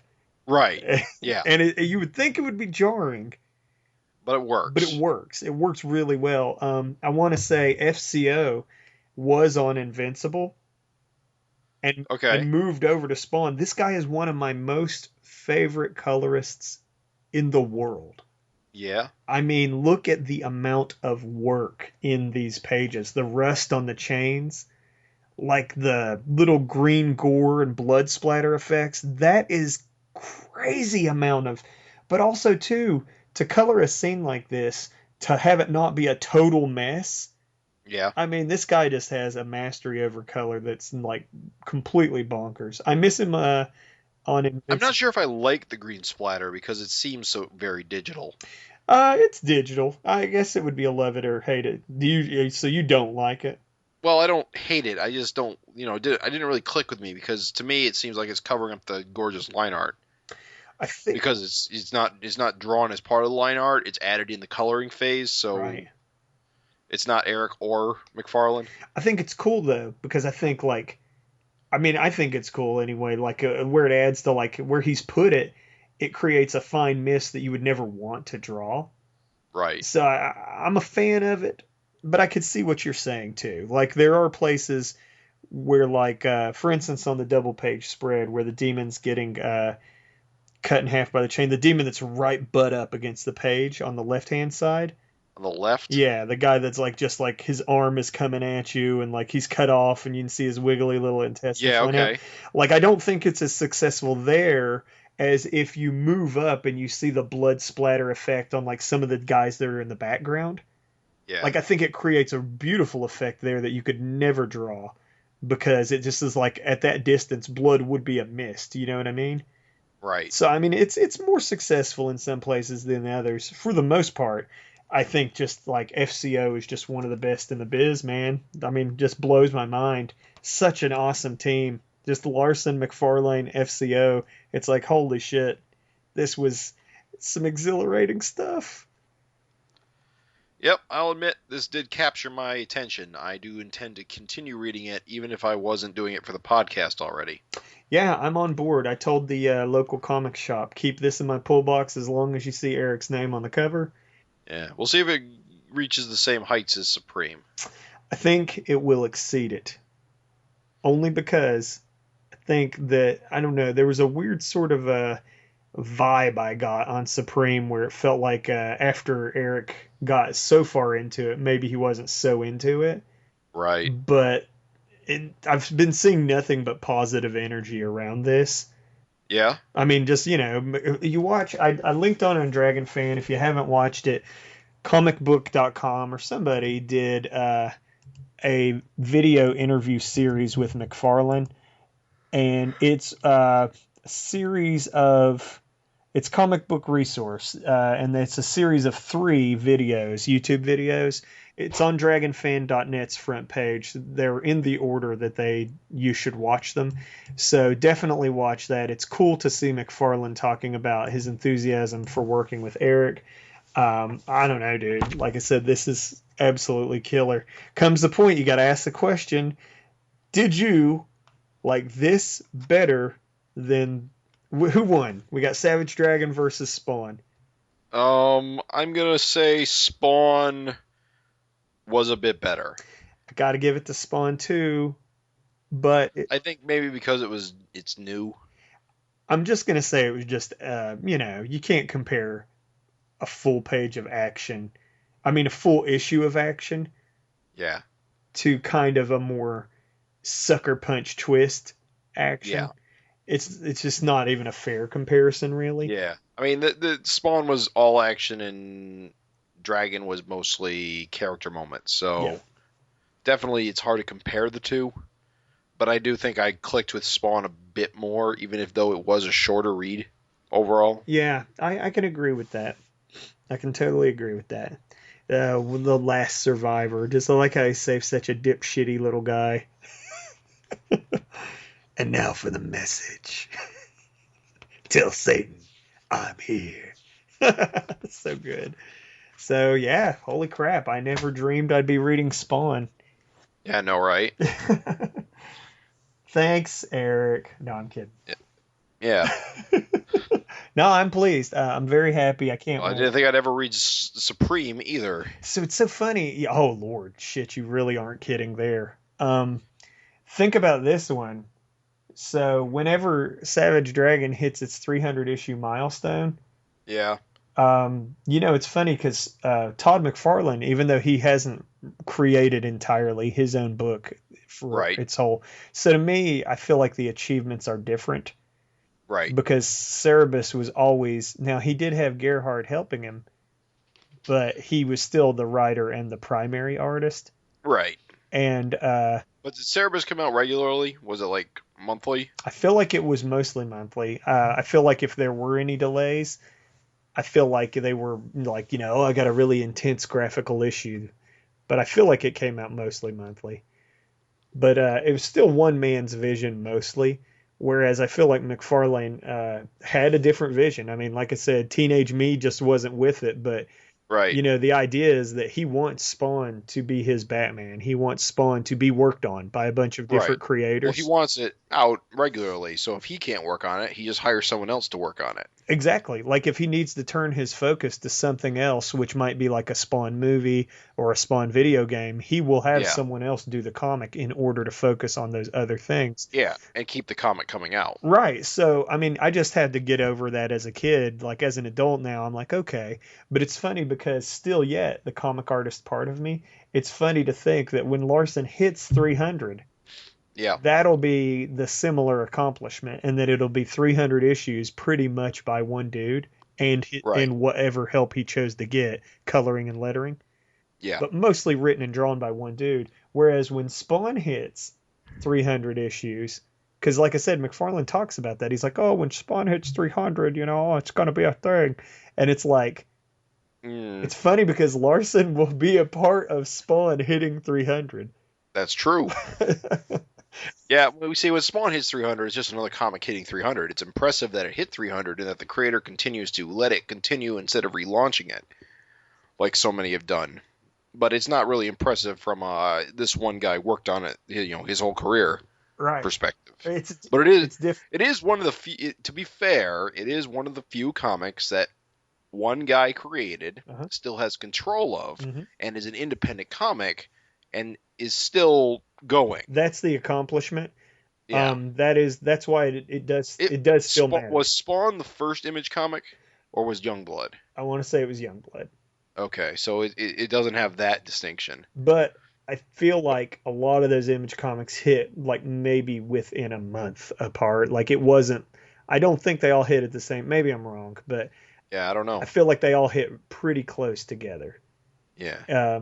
But it's too bad that Dragon couldn't keep up the same pace, to be closer together, because there's a good 50 issue gap here between the two of them. Oh yeah. Which is what, 4 years difference?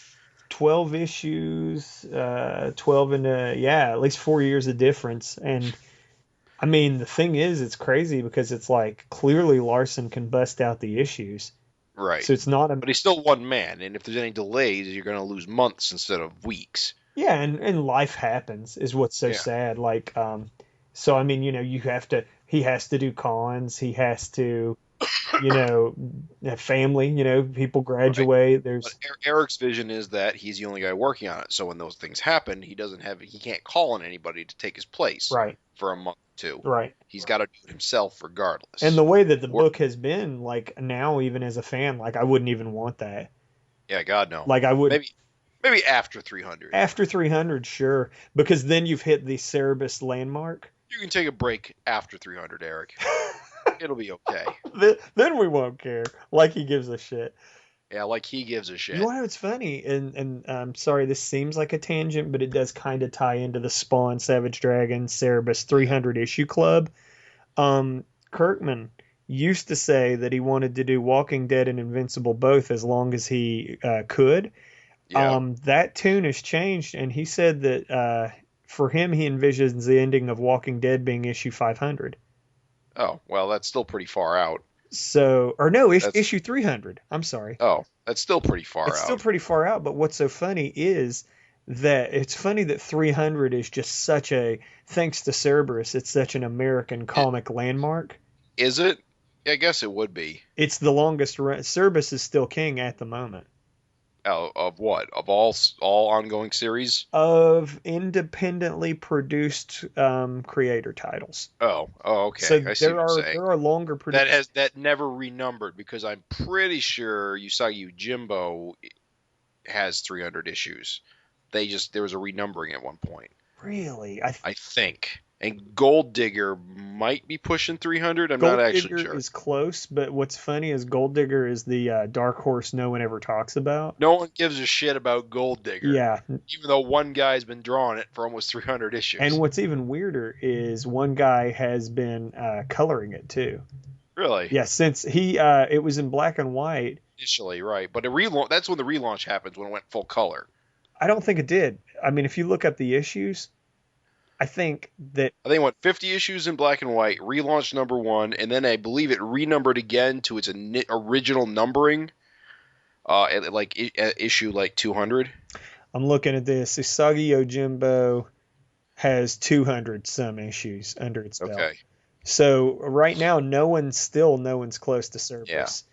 Yeah. Everyone is, but Spawn is closest. Is what's so funny.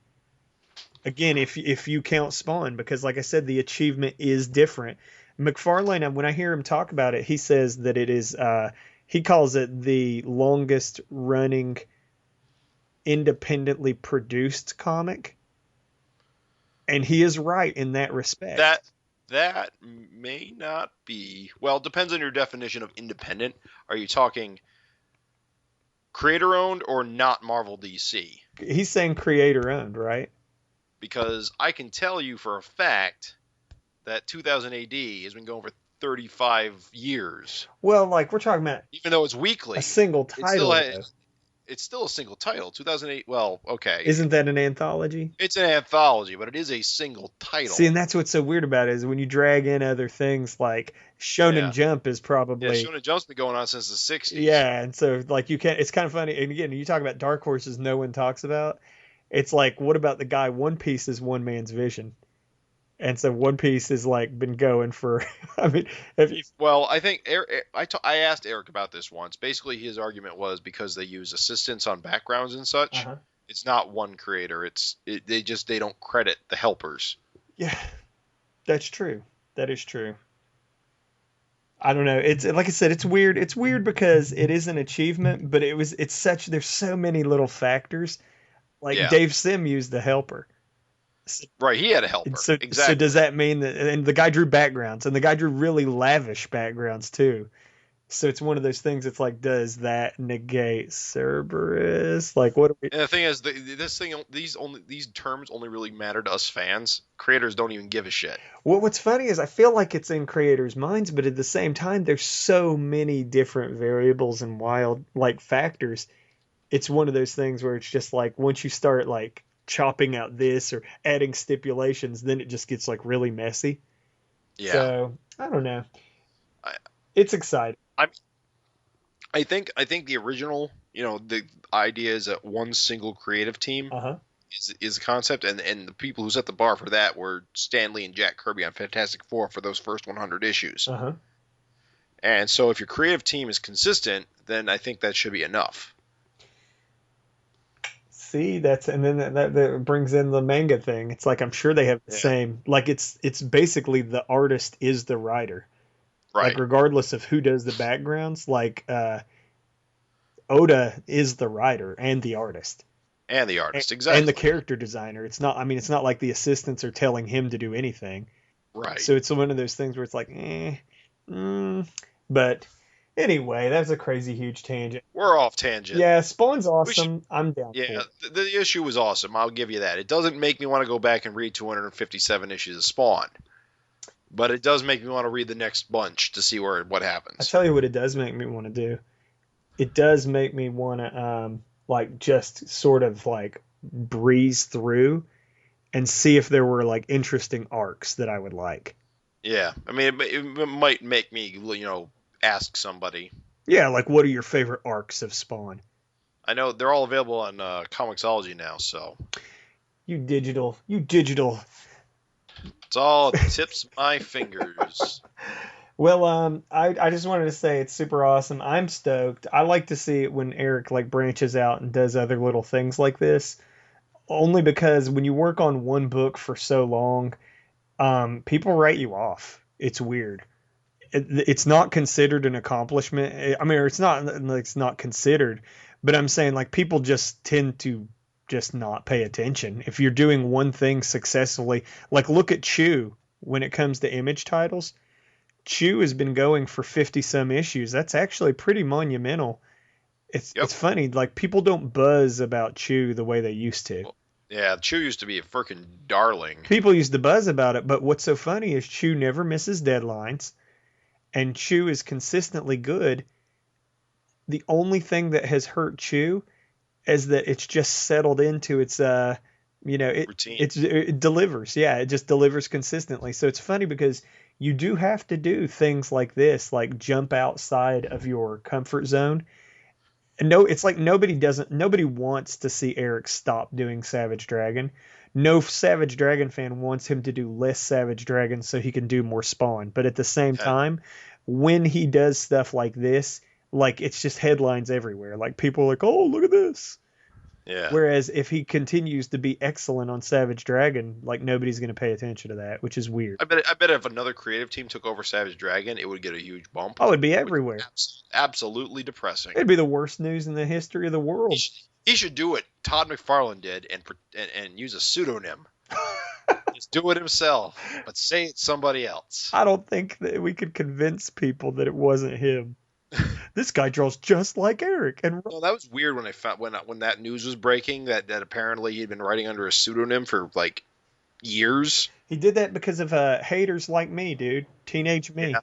People were so down on him at that point, like he had so much controversy. Right. And it was funny because people were like, "This new guy's so much better than McFarlane," and he said in an interview that he was just dying laughing because it was him. And it was I'm looking at the Spawn Resurrection Volume 1, which is apparently the arc that brought Al Simmons back. Uh-huh. And I'm on the fence about buying it because it's only $4 this weekend on Comixology. Got to get that Black Friday, that Cyber Monday money. Which it collects 251 to 255, which puts you within striking range of where we are. Oh yeah. Well, hey man, I mean that's the thing is like I would actually now. It's funny. It does make me want to jump back and grab a few issues just like. And I do like Paul Jenkins. Apparently he's co-writer on it. See, that's how it works. So I'm down. I'm down for it as long. I'll tell you what. This is how I feel about this. It's all indeterminate. It's all up in the air. Everything. Every time they talk, they're like definitely the Satan Saga Wars. Question mark on anything else, but definitely a little more just question mark, right? So it's all up in the air. But I tell you, I would read this as long as they felt like doing it. Right. Only because it's just such a juicy collaboration. I think their styles go together so good. I think it is going to be a really interesting series, but I got to see what the next issue has to really make that distinction. I think it'll bring it. I got high hopes anyway. So, geez, that wraps up Spawn 258, huh? Yep. All right. I guess there's nothing to do but take a glimpse at the future. Take us home. Savage Dragon number 210. Trouble in Paradise. Malcolm and Maxine on their honeymoon in hell. So, tiki gods attacking you on your honeymoon is a honeymoon in hell. Is it? I would assume so. If you look at the last panel of this issue... Yeah, you can see the silhouettes. It looks like ninjas, though, doesn't it? They're kind of coming from up high. I thought their heads looked boxy enough to be tikis. You think they could? Oh, well, I'll give it. Yeah, I was just wondering if there was going to be more than just tikis. Don't know. The guys in the foreground look like tikis. Look at those dudes on the roof.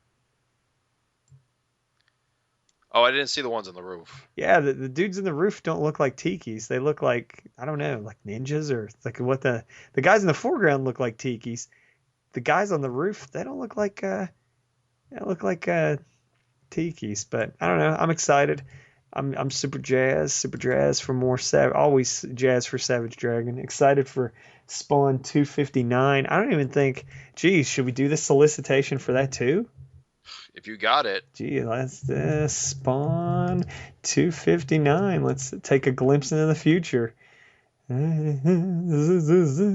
know what? I don't think that it is there. Maybe? No. I don't see any solicitation. We're not going to do it.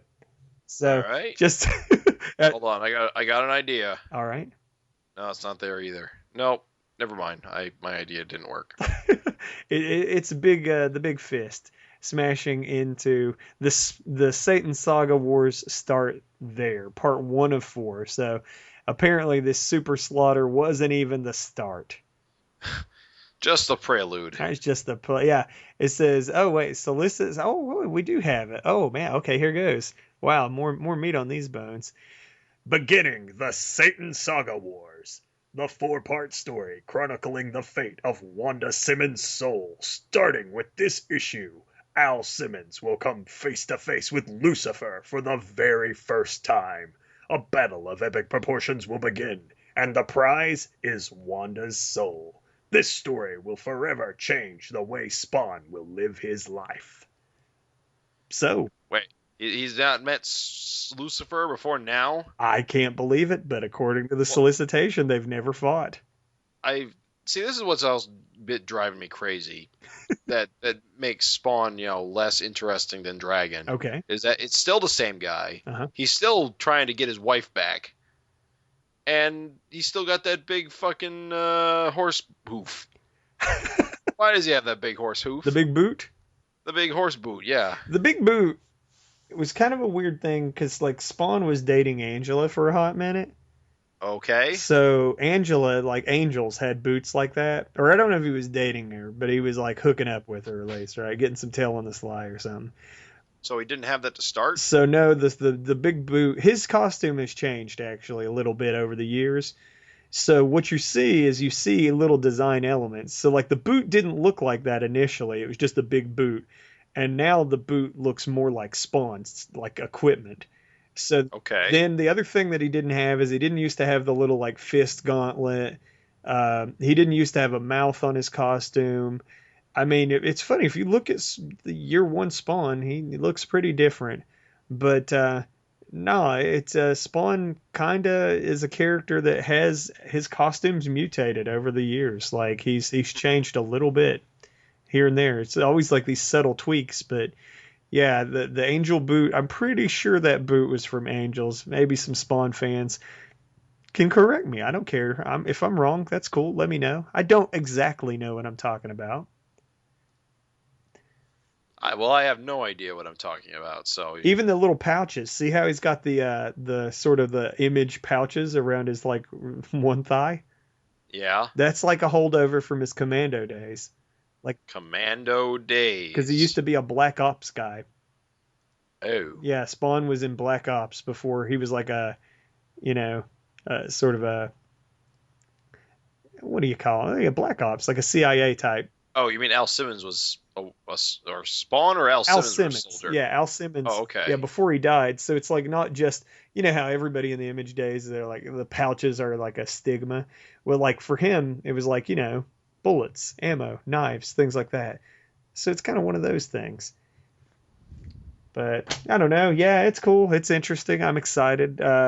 Wanda hasn't been a thing all this time that I knew. Like, it seemed for a while like Spawn moved on with his life. And like, oh, well, I died. My wife doesn't give a shit.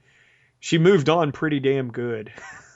She was with another guy and everything. Right. So it's kind of like, I think for a long time, I don't know why all of a sudden, like, that's why it's worth for me kind of jumping back in time a little bit just to see what was happening to lead up to this. Right. Because it seemed like to me, to my limited knowledge, that he was like eventually just sort of like, well, fuck it. And like was just doing his own thing. I didn't know that he was still carrying a torch for Wanda after all these years. Well, I guess we'll find out. Hey, you got to imagine. And remember, you're fighting the devil. Here's a guy that can make spawns. So. Oh, yeah. There's all kinds of interesting shit. You never know if there's going to be more vicious circle goons in there. I'm stoked. Well, if it becomes a series of Spot the VC goon, it's definitely going to be something for Savage Dragon fans to keep an eye on. I love the idea that they would die and go to hell when in past issues they've treated the whole dragon going to hell thing as a fever dream. Oh, well, they didn't really. I believe in Dragon, the official rule is you get the afterlife that you believe in when you die. Oh, yeah, that's right. I forgot. Well, we're not believing what God said. Well, remember, And that when Dragon dies, he'll get nothing because he's an atheist. Leggy supermodels. Yeah. All right, cool. Well, I'm super jazzed. It was a super awesome show. I feel like, man, I'm looking at the time. Yeah. We gotta let this. We gotta go. We gotta get this out. We gotta get this done. We gotta get this baby done. I don't want you to be editing this for years. So years and years to come. I'm gonna go ahead. Do you want to? I mean, we pretty much did our random conversation earlier. So oh yeah, we're done. Okay. We did that. All right. When I was rambling about video games. All right, guys. Thanks so much for listening. Yeah, thanks for listening, guys. Please email us with your FINteresting Conversations. Let us know what you thought about the show. Let us know about what you think about Spawn and the new direction, all that good stuff. Yeah, we definitely want to hear from you. All right. Thank you, Jim. Good to have you back. Good to be back.